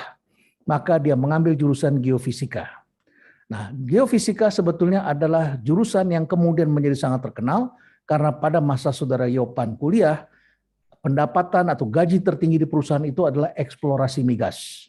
Bahkan perusahaan minyak dari Qatar pun memasang iklan di Indonesia untuk membajak tenaga kerja dari Indonesia yang memiliki pengetahuan dan pengalaman di dalam dunia migas. Tapi Saudara Yopan kemudian bekerja di Astra sebagai IT support. Dan dia sejak itu berpikir bahwa sudah tempatnya di sana. Latar belakangnya karena yang bersangkutan adalah anak tunggal, mungkin karena bosan di rumah dan akhirnya kemudian terlalu banyak bermain dengan komputer, menyendiri dan menggunakan komputer. Tetapi sebagai engineer, Saudara Yopan mengatakan dirinya sangat engineering, sangat mekanistis, sangat number oriented, dan sangat kaku. Kemudian bekerja di dunia IT juga sangat kaku. Tetapi ketika kemudian mengambil jurusan manajemen, strategic management, dia merasa hidupnya menjadi berubah. Ini suatu kebahagiaan mendengarkan kata-kata itu. Karena Saudara Yopan kemudian ternyata bertemu dengan dosen-dosen yang mengajarkan dengan teknik presentasi yang harus straight, yang jelas, teknik presentasi yang hidup. Dan kemudian dia mulai merasakan bahwa teknik presentasi harus berubah. Dari Astra kemudian Saudara Yopan berpindah ke beberapa tempat sampai kemudian terdaftar dan memperoleh sertifikat yang sangat elit dari Cisco Company. Dengan pengetahuan yang cukup besar, yang cukup bagus dari Cisco, kemudian dia memiliki pengetahuan yang lebih luas karena belajar ilmu strategi, ilmu manajemen, dan Saudara Yopan kemudian berkenalan dengan beragam pihak. Sejak belajar ilmu manajemen, Saudara Yopan menyampaikan kepada kami gajinya naik 3 kali. Ya, ini satu hal yang membanggakan, ternyata bisa turut mensejahterakan. Ya, nah, gaji naik 3 kali dan sering tampil di dunia internasional, paling tidak setahun sekali, termasuk ke Amerika Serikat, menyaksikan presentasi kelas global dari tokoh-tokoh yang sering dia dengar namanya, dia baca tulisannya dalam berbagai jurnal, dan ternyata Saudara Yopan melihat orang-orang yang tulisannya begitu hebat ternyata bisa melakukan presentasi dengan mudah. Mudah dipahami, mudah dimengerti, tidak mengimpresi tetapi membuat orang lain lebih paham. Saudara Yopan kemudian belajar itu semua dan kemudian mengantarkan yang bersangkutan. Hari ini saya sengaja bawa botol Amazon. Saudara Yopan bekerja di Amazon, di AWS, dan hari ini ada salah satu penguji Saudara Awaludin yang memang saya minta pada waktu saya menjadi komisaris utama di Angkasa Pura II. Saudara Awaludin adalah dirut, dan saya masih ingat Saudara Yopan pernah saya minta melakukan presentasi di Angkasa Pura II. Ketika memberi presentasi masih agak berbelit-belit, tetapi Saudara Yopan masih mengajak orang lain karena belum begitu confident. Tetapi tahap berikutnya saya melihat Angkasa Pura II juga berhasil menjadi klien Saudara Yopan. Ya, ada kerjasama dan saya senang sekali melihat itu karena ada pembelajaran dan akhirnya Saudara Yopan lebih confident sampai kemudian berpindah ke AWS dan Saudara Yopan inilah yang selain kami memberikan tempat untuk tampil, ternyata Saudara Yopan juga sering kali memberikan saya brief tentang kebaharuan-kebaharuan. Tadi ada pertanyaan mengenai novelty, saya kira banyak kebaharuan yang dihasilkan. Oleh karena itulah saya banyak belajar tentang apa itu storage, apa itu pada waktu cloud masih baru dibuka, pada waktu PT Telkom melakukan beragam transformasi. Saya seringkali mengundang Saudara Yopan untuk menjelaskan secara personal, what is that, what is this? Karena Saudara Yopan adalah orang yang sangat mapan dan mengerti bidang-bidang itu. Nah, Bapak Ibu sekalian, oleh karena itu selama perkuliahan, tugas kami sebagai seorang promotor dan pembimbing, sebagai dosen juga mengantarkan mahasiswa agar selalu bisa berpikir cepat, working memory, ya, kemudian bangun kerendah hatiannya, kesederhanaan, kemudian tentu saja juga pola pikir, kebaharuan, ya, confidence, bagaimana menghasilkan karya-karya yang relevan dan lain sebagainya. Saudara Yopan juga telah mempelajari beragam jurnal sehingga karya ilmiahnya tadi sangat jelas. Saudara-saudara, ketika mempersiapkan ujian ini, sesungguhnya saya juga tidak cukup jelas ketika modelnya dibikin menjadi simple. Oleh karena itu saya minta Saudara Yopan tampilkan model yang lengkap, sehingga dari situ akan jelas sekali. Ternyata yang diuji adalah digital leadership itu memerlukan customer orientation. Saudara Yopan tentu telah belajar dari Jeff Bezos. Saya teringat ketika baru saja Saudara Yopan pindah dan kemudian bertemu dengan Amazon, dan Jeff mengatakan yang paling penting itu adalah customer obsessed. Itu adalah leadership dari Jeff Bezos. Sehingga dengan begitu maka setiap orang di Amazon harus memiliki obsesi untuk memahami customer. Saya kejar lagi, apa yang saudara maksud dengan digital leadership? Ini adalah kata yang sangat umum dan banyak orang yang masih bertanya, what is digital leadership? Akhirnya bertemulah satu kata yang saya tiba-tiba harus membuka kamus, profound. Ya, profound. Profound itu sebetulnya adalah samudra. Ya, seseorang yang memiliki karakter samudra, dia harus memiliki keluasan pengetahuan, tapi juga harus mendapatkan insight. Samudra artinya luas, tetapi lautnya sangat dalam. Keluasan dan kedalaman, memahami customer. Saya kira inilah sebuah persoalan yang sekarang dihadapi ketika pemerintah di seluruh Indonesia mencoba menjadikan pelayanannya sebagai smart city, tetapi menempatkan teknologi, tetapi tidak melakukan perubahan bisnis proses. Bisnis proses dan bisnis model tidak bisa dijalankan tanpa disentuh customer orientation. Ini adalah temuan yang sangat mendasar, yang kelihatannya sederhana, yang tadi sudah digali oleh Ibu Esni. Saya kira itu menjadi penting sekali karena kita di pemerintahan sering kali beranggapan customer orientation itu adalah sesuatu yang bisa kita paksakan. Ternyata ini menyangkut soal leadership yang berpengaruh pada hal tersebut. Saudara-saudara sekalian, kita melihat bahwa pemikiran-pemikiran Saudara Yopan ini sangat penting. Saudara Dekan minggu lalu pada waktu ujian, Saudara Zulkifli mengatakan dengan begini maka ujian bisa lebih mudah, lebih simpel karena karya mahasiswa ini sudah dimuat di jurnal internasional. Dapat saya laporkan bahwa paper atau penelitian Saudara Yopan ini sudah diterima di dalam International Journal of Business. Ya, walaupun bukan yang papan paling atas, tapi saya kira ini adalah jurnal yang cukup bergengsi. Namun demikian kami sebagai profesor, sebagai guru besar di UI masih memimpikan ke depan mahasiswa kami bisa menggunakan kebaruan yang lain. Terutama khususnya Pak Dekan karena telah berkembang open science. Open science adalah sesuatu yang sangat berharga yang menciptakan kedamaian di muka bumi ini dan cara-cara baru. Melakukan presentasi atau publikasi dengan menggunakan jurnal adalah cara yang sangat konservatif dan memang dibutuhkan. Pada tahun 2012 misalnya New England Journal of Medicine baru saja merayakan 200 tahun peringatan jurnal ini. Begitulah digunakan oleh para profesor dan para akademisian di bidang kedokteran ketika melakukan riset secara pribadi atau akademis, kemudian melakukan submit papernya ke jurnal-jurnal, dan jurnal yang sangat bergengsi adalah jurnal seperti ini. Kemudian prosesnya sangat panjang, biayanya sangat mahal, kemudian dilakukan review oleh sejumlah peer, ya, dan kemudian setelah itu baru kemudian disajikan dan harus antri. Prosesnya sangat panjang sejak diajukan, namun sekarang mahasiswa harus lulus dengan cepat. Nah, open science inilah yang telah melahirkan terobosan-terobosan tanpa diketahui oleh tokoh-tokoh politik. Seperti misalnya ketika COVID-19, seorang profesor dari China kemudian menyerahkan temuannya itu pada temannya secara transparan di Australia. Dan setelah itu kemudian dimuat dan diberikan pada sosial media dan kemudian mereka melakukan kolaborasi. Terlepas dari keributan China dengan Amerika, ternyata hari ini ada ribuan profesor dari China yang berkolaborasi dengan ribuan profesor Amerika Serikat untuk melakukan terobosan-terobosan di bidang penyembuhan COVID-19. Saudara-saudara sekalian, open science ini adalah science 2.0 yang hendaknya menjadi perhatian kita para akademisi dan mungkin bisa kita lakukan untuk terobosan-terobosan ke depan untuk mencegah, untuk mengatasi masalah kepentingan yang lebih besar lagi. Karena jumlah penduduk saat ini adalah 7,7 miliar dan akan menjadi 9,7 miliar pada tahun 2045, maka kecepatan menjadi satu dasar yang penting. Makanan harus diproduksi lebih cepat, dan kemudian informasi pun yang lebih baik harus bisa dilakukan lebih cepat, seperti menghasilkan vaksin yang kali ini bisa dihasilkan dalam waktu 11 bulan. Nah, saudara-saudara sekalian, saya ingin kembali kepada Saudara Yopan. Ketika Saudara Yopan mengikuti program dokter ini, saya tanya, bagaimana dukungan keluarga? Ada anak, ada istri. Maka kemudian Saudara Yopan mengatakan, kalau begitu istri saya juga harus kuliah.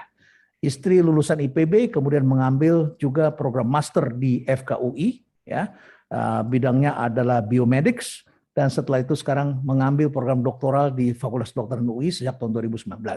Ya. Nah, Saudara Yopan sendiri adalah dokter yang selalu antusias, yang selalu bekerja dengan cermat, dan selalu kembali dengan dasar landasan yang kuat. Satu kebahagiaan bagi kami semua tentu adalah melahirkan Saudara Yopan sebagai penerus, ya.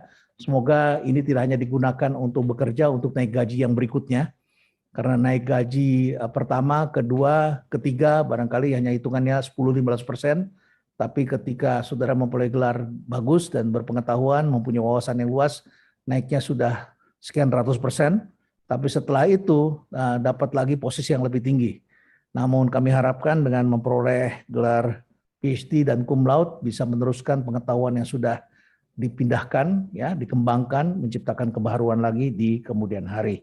Saudara Yopan memperoleh CEP, mengikut di CEP sebelumnya, ya, dan beliau mengagumi tokoh ya, sahabat Nabi Umar bin Khattab, ya. Nah, saya kira saya tidak ingin menjelaskan, nanti Saudara Yopan dalam sambutannya saya persilahkan seperti apa, karena sekarang ini banyak sekali orang yang memperoleh gelar tetapi menjadi manusia yang sombong. Tentu saja ini bukan kelulusan yang kita inginkan. Dan seperti apa Umar bin Khattab telah memberikan inspirasi kepada Saudara Muhammad Yopan sehingga bisa mengantarkan menjadi manusia yang bermanfaat dan tentu saja manusia yang bermartabat. Demikian sambutan saya. Saya ucapkan terima kasih pada Saudara Manrep Pasaribu dan Saudara Esti Balkiah, keduanya juga dulu adalah mahasiswa saya, ya. Terima kasih kepada para penguji yang sebagian juga adalah mahasiswa saya dulu, ya. Tapi rasanya saya selalu lebih muda tampak di mata, paling tidak di mata Ibu Devi barangkali, ya. Karena mungkin karena saya diberikan dukungan yang baik sekali oleh saudara-saudara. Terima kasih Devi, terima kasih saudara sekalian. Semoga sukses selalu berserta kita. Salam sehat selalu. Wassalamualaikum warahmatullahi wabarakatuh. Waalaikumsalam warahmatullahi wabarakatuh. Selanjutnya saya persilahkan kepada Dr. Muhammad Yopan untuk menyampaikan sambutan singkatnya. Silahkan Dr. Yopan. Terima kasih. Yang terhormat Kepala Dekan Fakultas Ekonomi Bisnis Universitas Indonesia, Ketua Program Pasca Sarjana Ilmu Manajemen, promotor, para kopromotor, para penguji, serta hadirin sekalian. Assalamualaikum warahmatullahi wabarakatuh. Alhamdulillah kita bertemu dalam acara hari ini, acara yang menjadi bagian penting dalam sejarah hidup saya. Pertama-tama saya bersyukur kepada Allah Subhanahu wa taala yang atas berbagai nikmat dan keberkahannya hingga akhirnya saya berada di hari ini. Sedikit cerita tentang S3 ini, jadi perjalanan doktor ini perjalanan yang panjang dan penuh perjuangan, mulai dari seleksi SIMAK, mempersiapkan proposal, interview, hingga alhamdulillah akhirnya saya diterima di program S3 Strategic Management ini. Kemudian perkuliahan dilakukan selama 3 semester, kemudian dilakukan proses penyusunan disertasi, mulai dengan ujian proposal 1, proposal 2, pengambilan data di lapangan, pengolahan data, ujian terbuka seminar hasil, publikasi jurnal internasional, hingga promosi hari ini. Untuk itu, perkenankan saya untuk mengucapkan terima kasih yang sedalam-dalamnya kepada pihak-pihak berikut yang telah berjasa besar dalam perjalanan pendidikan doktor ini. Semoga Allah Subhanahu wa taala membalas segala kebaikan semuanya. Yang pertama, terima kasih kepada Bapak Teguh Dartanto, PhD, Dekan FEB, serta Prof. Irwan Adi Eka Putra, Ketua PPIM Fakultas Ekonomi dan Bisnis Universitas Indonesia, yang telah memberikan pengalaman belajar yang sangat luar biasa di UI, mulai dari saat kuliah, awal kuliah hingga saat ini. Yang kedua, tentu saja terima kasih kepada promotor saya yang luar biasa, Prof. Renal Kasali PhD, Ibu Esni Balkiah, Bapak Dr. Manrep Pasaribu, yang selama 3 tahun ini bersama-sama sebagai tim dalam memberikan advice dan juga arahan dengan kesabaran dan ketelitian yang luar biasa. Kemudian yang ketiga, saya ucapkan terima kasih yang sebesar-besarnya kepada Ketua Penguji, Bapak Doni Abdul Khalid PhD, dan juga para penguji, Bapak Dr. Muhammad Awaludin, Dirut Angkasa Pura II, Ibu Ratih Diah PhD, Ibu Riani Rahmawati PhD, Bapak Dr. Setio Hari Wijanto yang telah meluangkan waktu, perhatian, dan masukan yang sangat luar biasa untuk memperbaiki kelemahan-kelemahan dalam penelitian ini. Selanjutnya saya juga berterima kasih kepada semua guru besar dan dosen-dosen di PPIM yang sangat-sangat luar biasa, yang memberikan ilmu yang sangat-sangat banyak kepada kami sebagai mahasiswa. Yang kelima, saya ucapkan terima kasih yang terhingga kepada orang tua saya, Bapak Haji Tohar dan Ibu Nenek Herawati, yang telah membawa saya ke dunia ini dan membesarkan saya, mengantarkan saya dengan usaha dan doa terbaik. Sesungguhnya keberhasilan yang saya raih adalah keberhasilan orang tua saya. Tugas saya hanya menaati orang tua dan berbakti. Kemudian kepada mertua saya, Bapak Ujang Cici dan Ibu Nunung.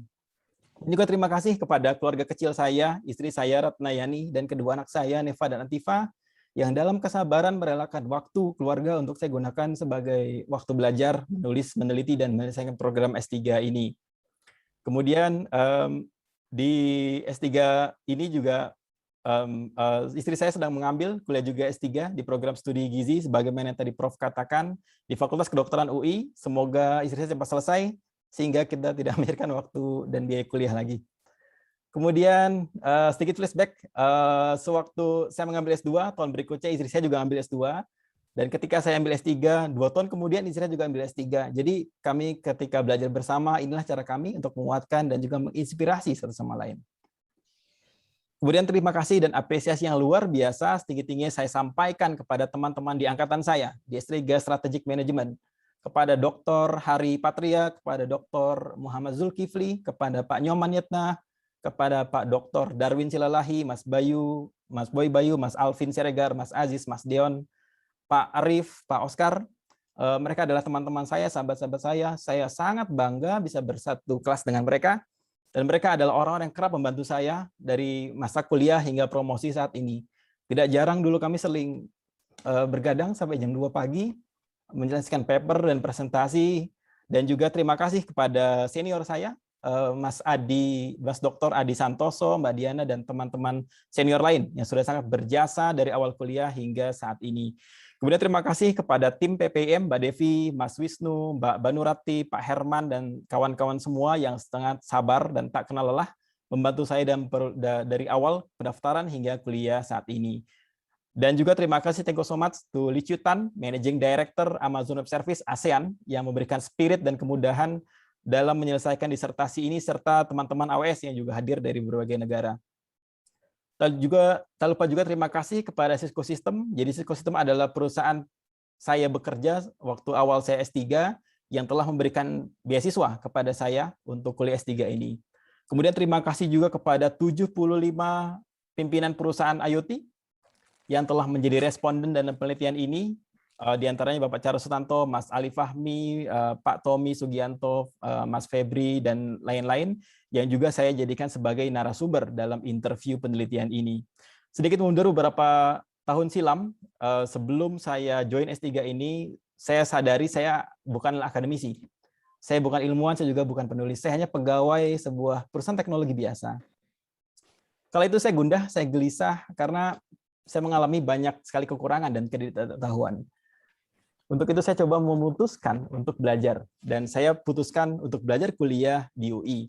Waktu itu banyak yang bertanya, kenapa kok ngambilnya di UI gitu ya, nggak di tempat lain. Jadi waktu itu saya coba untuk mencari tahu, saya coba untuk bertanya, dan hasilnya yang saya dapat adalah ternyata S3 Strategic Management UI adalah pilihan terbaik yang ada di Indonesia. Oleh sebab itu saya memutuskan untuk kuliah di sini, susah payah, tapi saya tetap berusaha karena ini adalah terbaik yang ada di Indonesia. Sejak awal kuliah, terus terang saya berharap untuk menjadi pintar, menjadi tahu banyak hal, karena memang itu kekurangan saya.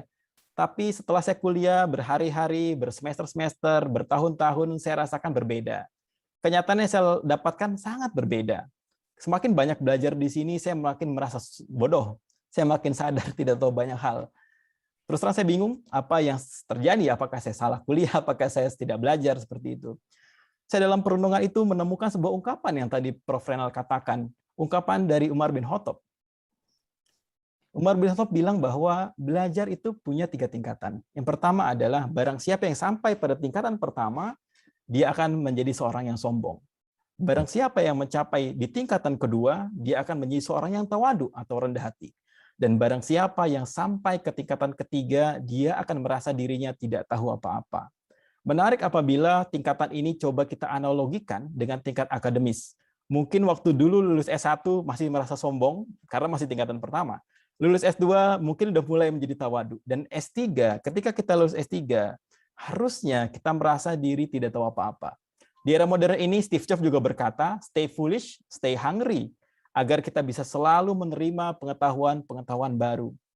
Semoga saya dan teman-teman semua yang ada di sini, kita semua berada di tingkatan ketiga, atau setidaknya kita berada di tingkatan yang kedua, yaitu menjadi orang yang tawadhu dan rendah hati. Terakhir, mohon doakan saya agar tetap selalu memiliki semangat belajar hingga akhir hayat, dan semua ilmu yang didapat dari semua guru di sini menjadi sebuah keberkahan. Berkah dalam arti bukan hanya bermanfaat buat diri kita sendiri, namun juga bermanfaat membawa kebaikan bagi orang banyak. Dan semakin banyak, semakin berlipat, bertambah kebaikannya.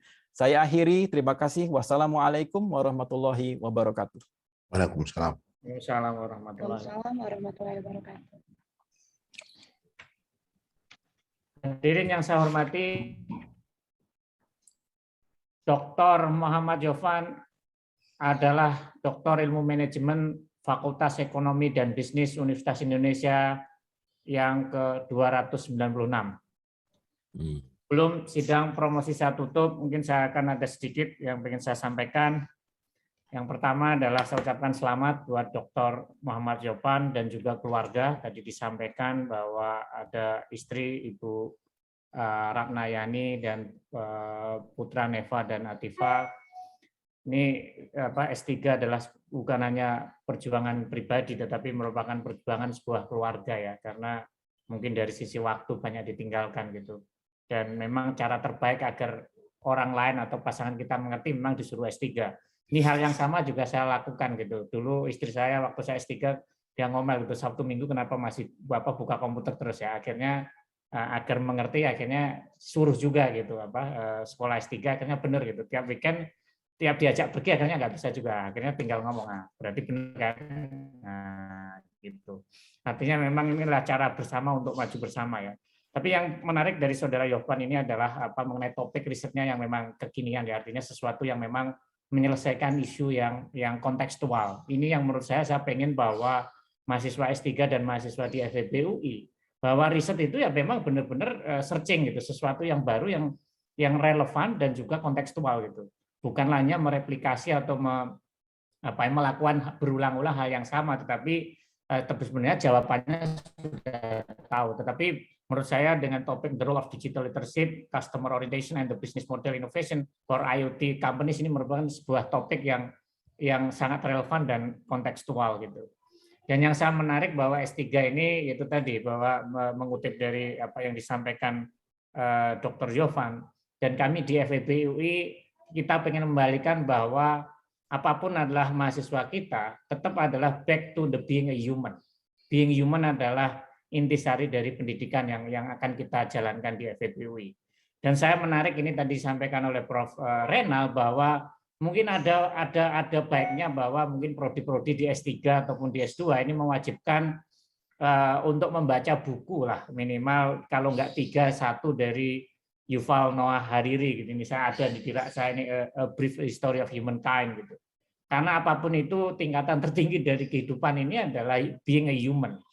Artinya ini juga mungkin bisa memberikan pemahaman yang baik buat mahasiswa mungkin S3 terutama di strategic management ini yang background-nya berbeda-beda gitu, sehingga mungkin ada yang sangat biner gitu 1-0 atau engineer kaku, tetapi mungkin dengan membaca buku-buku ini membuat kita back to the basic dari humankind gitu, being a human. Itu menurut saya perlu ya, ini mungkin nanti bisa disampaikan ke Pak Kaprodi bahwa ini adalah mungkin sebuah cara bagaimana membuka wacana dari mahasiswa S3 kita yang berbagai ragam bidang sehingga bisa memahami gitu, sebuah proses bahwa kita back to the basic sebenarnya. Dan di FEB UI sendiri saya pribadi mencoba berangkat kembali, menata ulang kembali bahwa value-value apa sih yang akan kita perjuangkan di FEB UI. Artinya kita back to the values, artinya yang pasti ada nilai dasar dari UI, Veritas, Probitas, Justisia, tetapi di FEB UI sendiri kita pengen membangun sebuah value dasar bagaimana kita mengembangkan pendidikan. Yang pertama adalah humanity, artinya dasar dari apapun adalah manusia dan kemanusiaan. Ini sebuah nilai yang mungkin harus kita tanamkan di seluruh mahasiswa kita dan seluruh sivitas akademika. Humanity ini pasti ada isu-isu mengenai respecting diversity, kebenaran, kejujuran, dan kemanusiaan. Dan yang kedua adalah equality, artinya kita pengen membangun sebuah fakultas yang memberikan treatment yang adil, yang setara kepada siapapun, regardless misalnya suku, agama, ras, dan political bukan affiliation ya, mindset. Ini yang kita ingin bangun, itu adalah dasar. Tetapi ada dua hal dasar lagi yang mungkin kita harus perjuangkan bagaimana kita menghadapi perubahan. Yang pertama adalah fearless creativity, kreativitas yang tanpa ada rasa takut. Ini yang pengen kita tanamkan sehingga kita mendorong seluruh sivitas akademika di FEB UI untuk selalu berkreasi tanpa ada rasa takut. Yang keempat adalah agile. Bagaimanapun juga perubahan itu harus selalu ada. Kita akan menghadapi sebuah teknologi yang belum pernah ditemukan, permasalahan yang belum kita tahu di depan, dan pekerjaan yang belum pernah ada. Bagaimanapun kita harus mendorong seluruh sivitas ataupun mahasiswa untuk selalu agile. Tetapi ini harus dibalut di dalam sebuah lingkungan yang friendly dan kolaboratif environment. Ini yang pengen kita bangun, bukan lagi yang kompetisi oke, tetapi bagaimana kita eranya adalah sekarang collaboration. Ini yang pengen kita bangun di FEB UI, dan kita membangun back to the philosophy dari education itu sendiri. Berikutnya memang ini sekali lagi S3 dari Dr. Yovan ini memegang sebagai alumni FEB UI ada nilai-nilai yang harus dipegang ya, dan ini harus menjadi nilai ataupun sebuah value yang diperjuangkan nanti ke depan. Semoga ini Dr. Yovan bisa membawa nama baik dan dari sebagai alumni FEB UI, dan kita berharap tadi dengan lulus cum laude, lulus 4 tahun, artinya mohon tadi disampaikan ke kolega-koleganya bahwa sekolah di S3 PPIM ataupun FEB UI ini juga bisa diselesaikan tepat waktu dengan capaian yang luar biasa. Dan selain itu selama ini jika sudah menyumbang melalui SPP di FEB UI, nanti ke depannya kita berharap kontribusi-kontribusi lain melalui iluni FEB UI. Kita dengan tangan terbuka ya kalau masih pengen bayar SPP dengan cara yang lain gitu. Ini ya pesan sponsor saya. Dan berikutnya ini saya ucapkan terima kasih kepada para tamu undangan yang sudah hadir. Yang pertama adalah yang hadirnya ada Dr. Yudhistira Nugraha, Kepala Smart City, Bapak Dr. Eng Hari Budiarto, Kepala Balitbank Kominfo, Ana Muawanah, Bupati Bojonegoro, ini jauh-jauh dari Jawa Timur.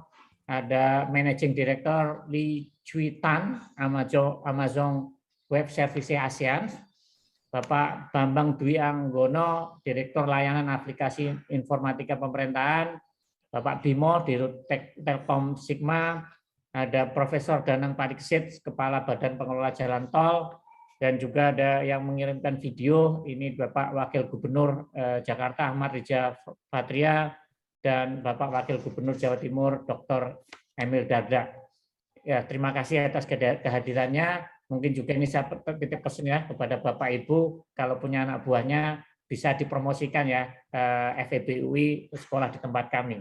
Tadi nilai-nilainya sudah kita sampaikan. Kita akan mendidik bahwa nanti para karyawan atau pekerja Bapak Ibu akan menjadi being a human, itu adalah tagline kita. Mungkin itu yang bisa saya sampaikan atas nama pimpinan Fakultas Ekonomi dan Bisnis Universitas Indonesia. Saya menyampaikan ucapan selamat sekali lagi kepada Dr. Muhammad Yopan atas gelar yang saudara peroleh. Dengan demikian ujian promosi doktor telah berhasil dilaksanakan, dan dengan ini sidang terbuka promosi doktor Universitas Indonesia resmi saya tutup. Wallahu muwaffiq ila aqwamit thoriq. Assalamualaikum warahmatullahi wabarakatuh. Waalaikumsalam warahmatullahi wabarakatuh. Dengan demikian sidang promosi dokter di Universitas Indonesia telah selesai. Kami persilakan Bapak atau Ibu pembimbing serta penguji dan para tamu undangan untuk dapat membuka kameranya agar dapat dilakukan foto sesi bersama secara virtual. Kami persilakan Ibu Banu dan Ibu Lady untuk mempersiapkan. Silakan di aba-aba. Ya, selamat siang Bapak Ibu. Silakan membuka kameranya semua. Untuk lembar pertama, 1, 2, 3. Senyum ya. Untuk lembar yang kedua, 1, 2, 3. Untuk lembar ketiga, 1, 2, 3. Ya. Baik, terima kasih. Sudah cukup Ibu Banu? Ya, baik. Kami ucapkan terima kasih kepada Bapak Dekan serta Bapak tim penguji ataupun pembimbing atas waktunya. Kami silakan untuk dapat meninggalkan room sidang ini. Sebelumnya kami siapkan untuk tim kami untuk menampilkan video ucapan selamat dari Bapak Wakil Gubernur DKI Jakarta. Assalamualaikum warahmatullahi wabarakatuh. Setiap orang di dunia memiliki garis tangannya sendiri-sendiri. Semua juga punya peluang yang sama untuk sukses atau gagal. Yang membedakan adalah tekad, waktu, dan cara mendapatkannya. Tinggal pilih, yang pasti tiada kesuksesan tanpa kerja keras. Kepada Saudara Muhammad Yopan, saya ucapkan selamat dan sukses atas sidang promosi doktornya di program Pasca Sarjana Ilmu Manajemen Fakultas Ekonomi dan Bisnis Universitas Indonesia yang dilaksanakan pada hari Senin 9 Agustus 2021. Saya yakin Anda sosok pekerja keras dan sukses. Doa saya semoga semuanya berjalan lancar dan mendapatkan nilai terbaik. Salam hormat saya untuk Saudara Yopan dan Sivitas Akademika Universitas Indonesia. Terima kasih. Hormat saya Ariza Patria, Wakil Gubernur DKI Jakarta. Wassalamualaikum warahmatullahi wabarakatuh. Terima kasih. Untuk selanjutnya ada kiriman video dari Bapak Dr. Emil Dardak selaku Wakil Gubernur Jawa Timur. Kami persilakan Mas Aryo. Assalamualaikum warahmatullahi wabarakatuh. Salam sejahtera untuk kita semua. Saya Emil Dardak, Wakil Gubernur Jawa Timur, ingin mengucapkan selamat kepada rekan saya, Mas Muhammad Yopan, yang mengikuti sidang promosi doktor program Pasca Sarjana Ilmu Manajemen. Sebagai perwakilan pemerintah yang mengenal Mas Yopan untuk cloud computing dan big data, tentunya kami berharap bahwa gelar doktor ini akan semakin meningkatkan sumbangsi beliau untuk mendorong kemajuan dunia IT di Indonesia. Sukses selalu. Assalamualaikum warahmatullahi wabarakatuh. Waalaikumsalam warahmatullahi wabarakatuh. Dan kami mempersilakan untuk waktunya, apa masih ada Dr. Yudhistira Nugraha selaku Kepala Jakarta Smart City. Apa Bapak masih join di online ini? Kami persilakan untuk memberikan ucapan langsung kepada Bapak Dr. Muhammad Yopan. Kami silakan Bapak. Ya, sebelumnya terima kasih. Assalamualaikum warahmatullahi wabarakatuh. Selamat siang. Selamat kepada Dr. Yopan. Ini merupakan sebuah pencapaian yang luar biasa. Mungkin sama seperti Dr. Yopan, waktu dulu saya ngambil PhD juga. Jadi kalau kita ngambil PhD ini seolah-olah kita sebenarnya nggak ngerti apa-apa gitu. Dan itu adalah long journey, dan Pak Yopan, Dr. Yopan sudah berhasil menjalani perjalanan tersebut. Saya yakin inovasi atau penelitian yang dilakukan oleh Dr. Yopan sangat relevan dengan apa yang kita hadapin saat ini, khususnya di Jakarta Smart City, karena memang terkait dengan bisnis model innovation ini adalah sebuah hal yang unik, khususnya dalam pengembangan Smart City. Karena kalau mungkin Dr. Yopan mungkin bisa mengeksplor lebih jauh lagi dengan berbagai daerah, karena pengembangan Smart City ini tidak hanya bicara masalah berfokus kepada anggaran APBD semata, tapi bagaimana kita bisa mengembangkan bisnis model baru. Dan saya tadi sangat memperhatikan digital leadership ini memang sangat penting ya, karena konsep digital leadership ini harus berkaitan dengan dengan understanding user need. Makanya kami di Pemprov DKI Jakarta harus mulai shifting dari government centric menjadi user centric. Saya yakin semua apa yang disampaikan, inovasi, novelty yang disampaikan Dr. Yopan sangat-sangat relevan, dan itu memang sangat terkait dengan inovasi yang harus kita lakukan khususnya dari sisi pemerintah. Karena dengan konsep design thinking, bagaimana kita memahami kebutuhan warga itu memang ini perlu membangun sebuah bisnis model baru. Sekali lagi selamat Dr. Yovan, dan tentunya dengan terima kasih juga para promotor dan kopromotor dan penguji. Saya senang sekali bisa kenal langsung dengan Dr. Yovan, dan tentu saya yakin ini akan bisa terus dikembangkan untuk bisnis model lainnya, khususnya dalam konteks IoT ya. Seperti tadi sampaikan bahwa IoT ini memang harus bisa mengcustomize ya, melakukan ya understanding user needs, sizing opportunities, kemudian menjadi problem solving, karena kita dengan memahami kebutuhan user dan tadi memberikan sebuah solving problem kepada misalkan di unit kesehatan atau unit yang lain. Saya sekali lagi selamat kepada Dr. Yovan untuk pencapaian yang luar biasa, dan tentu buat teman-teman semuanya. Terima kasih atas kesempatannya. Assalamualaikum warahmatullahi wabarakatuh.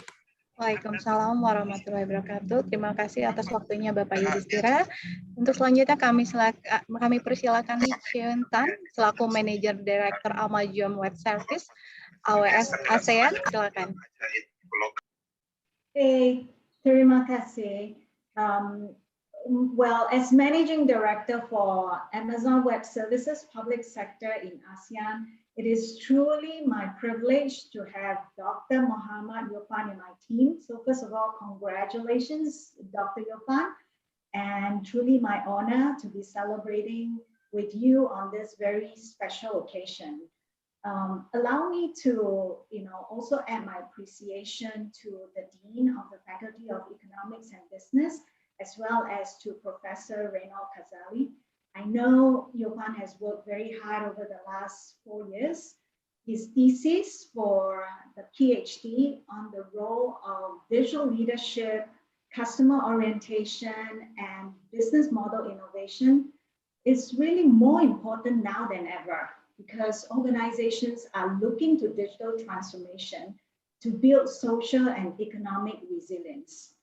I'm very proud of what he has accomplished, what you have accomplished, and I look forward to your continued success in AWS and your contribution to Indonesia.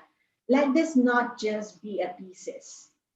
I really, love how you inspire many of our colleagues, and I hope that you will continue to take that thesis and operationalize it for the benefit of customers and for the industry. So congratulations, Dr. Yopan. Thank you. Oke, untuk selanjutnya kami persilakan Ibu Ana Muamana selaku Bupati Bojonegoro. Apa masih ada Ibu?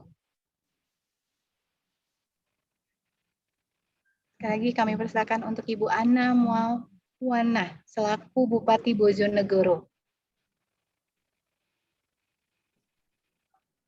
Baik, untuk selanjutnya kami persilakan untuk Bapak Bambang Dwi Anggono selaku Direktur Layanan Aplikasi Informatika Pemerintah untuk dapat memberikan ucapan selamat kepada Dr. Yopan. Sudah tidak ada, kami persilakan untuk Bapak Bimo selaku Dirut Telkom Sigma untuk dapat memberikan ucapan selamat kepada Bapak Dr. Yopan. Terima kasih Mbak Devi. Baik. Selamat pada rekan saya, Dr. Yopan. Dr. Yopan, pencapaian yang luar biasa, bukan hanya secara akademis ya. Tadi yang disampaikan Pak Dekan dan Pak Reynald, saya kira sangat relevan. Menjadi manusia dengan keutuhannya, gitu ya. Jadi ini tidak banyak didapatkan, dan ini membuktikan bahwa FEUI seperti harapan Prof. Reynald dan Pak Dekan tadi sudah bisa mencetak atau membuat, mengimprove level kemanusiaan leader-leader masa depan Indonesia begitu ya. Ini capaian yang luar biasa. Jadi selamat Dr. Yopan, selamat juga untuk keluarga, istri, anak-anak, dan juga orang tua yang pasti sangat bangga bisa melahirkan kemudian membimbing anak dengan semua keutuhan, bukan hanya secara intelektual merefleksikan hasil didikan yang baik begitu ya, tapi lebih dari itu secara mental, secara kemanusiaan juga berhasil pada tahap atau pada level ini. Ini sangat menginspirasi, kita bergerak pada bidang yang sama, pada industri digital, tapi digital leadership, kemudian pemahaman akademik ketika itu di blend begitu ya, dengan flavor yang tepat, dengan paduan yang lengkap dan utuh, benar-benar bisa menginspirasi, membuat kami juga belajar banyak di hari ini. Terima kasih atas inspirasinya, baik Dr. Yopan maupun seluruh sivitas FEUI ya. Sekali lagi selamat, dan saya yakin ini kontribusi yang baik buat bangsa ini. Selamat Dr. Yopan. Terima kasih banyak Pak Bimo, terima kasih banyak Pak. Baik, terima kasih Bapak. Untuk selanjutnya kami persilakan Bapak Profesor Danang Parikesit, Kepala Badan Pengelola Jalan Tol. Apakah masih ada Bapak untuk memberikan ucapan selamat kepada Bapak Muhammad Yopan?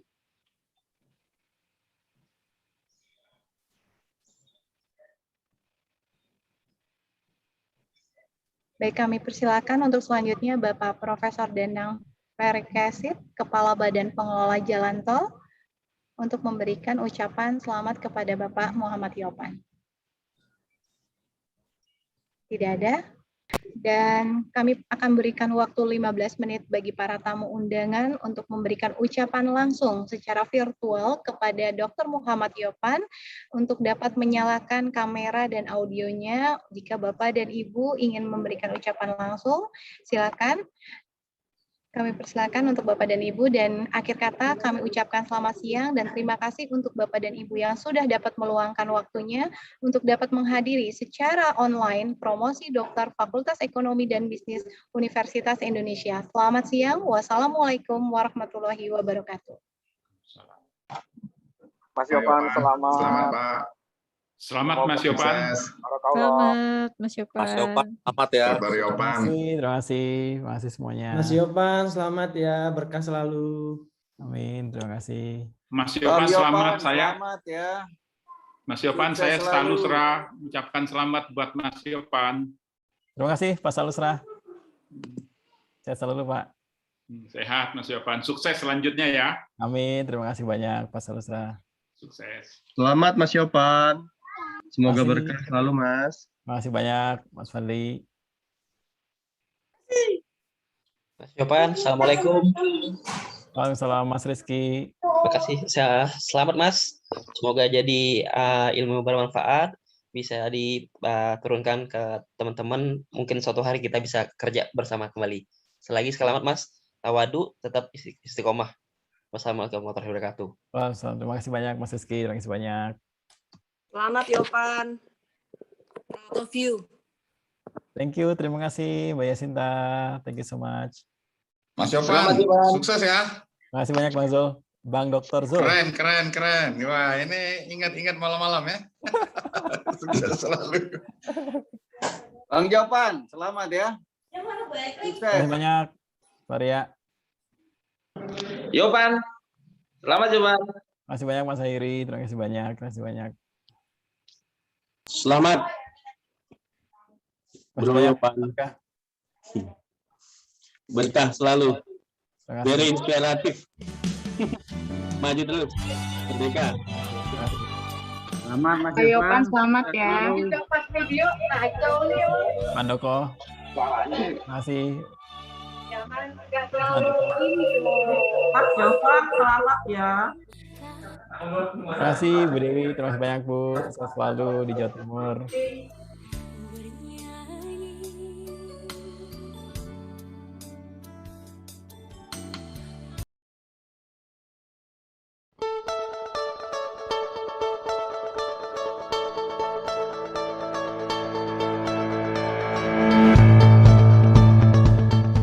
The Faculty of Economics and Business, University of Indonesia, FEBUI, is a modern, dynamic, and welcoming campus, a place to study for the nation's future leaders.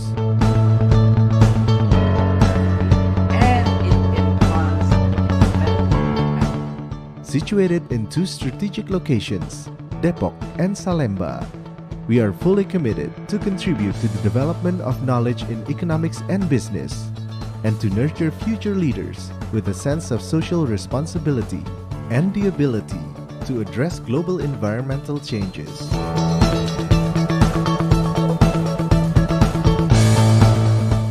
For over 65 years, we have produced the country's best graduates that will potentially play important roles both in the Indonesian government and the private sector. So my name is Thijs Hesselmans, I'm from Blanda, and one of the many things I like about Fakultas Ekonomi and Business Universitas Indonesia is that the campus is really green. It's wonderful.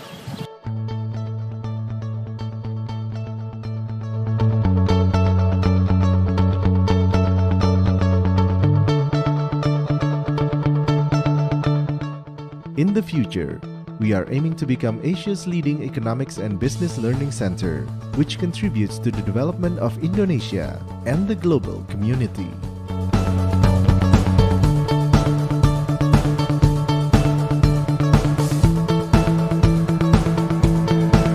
FEBUI has 3 departments: the Department of Economics, the Department of Management, and the Department of Accounting, with specified courses such as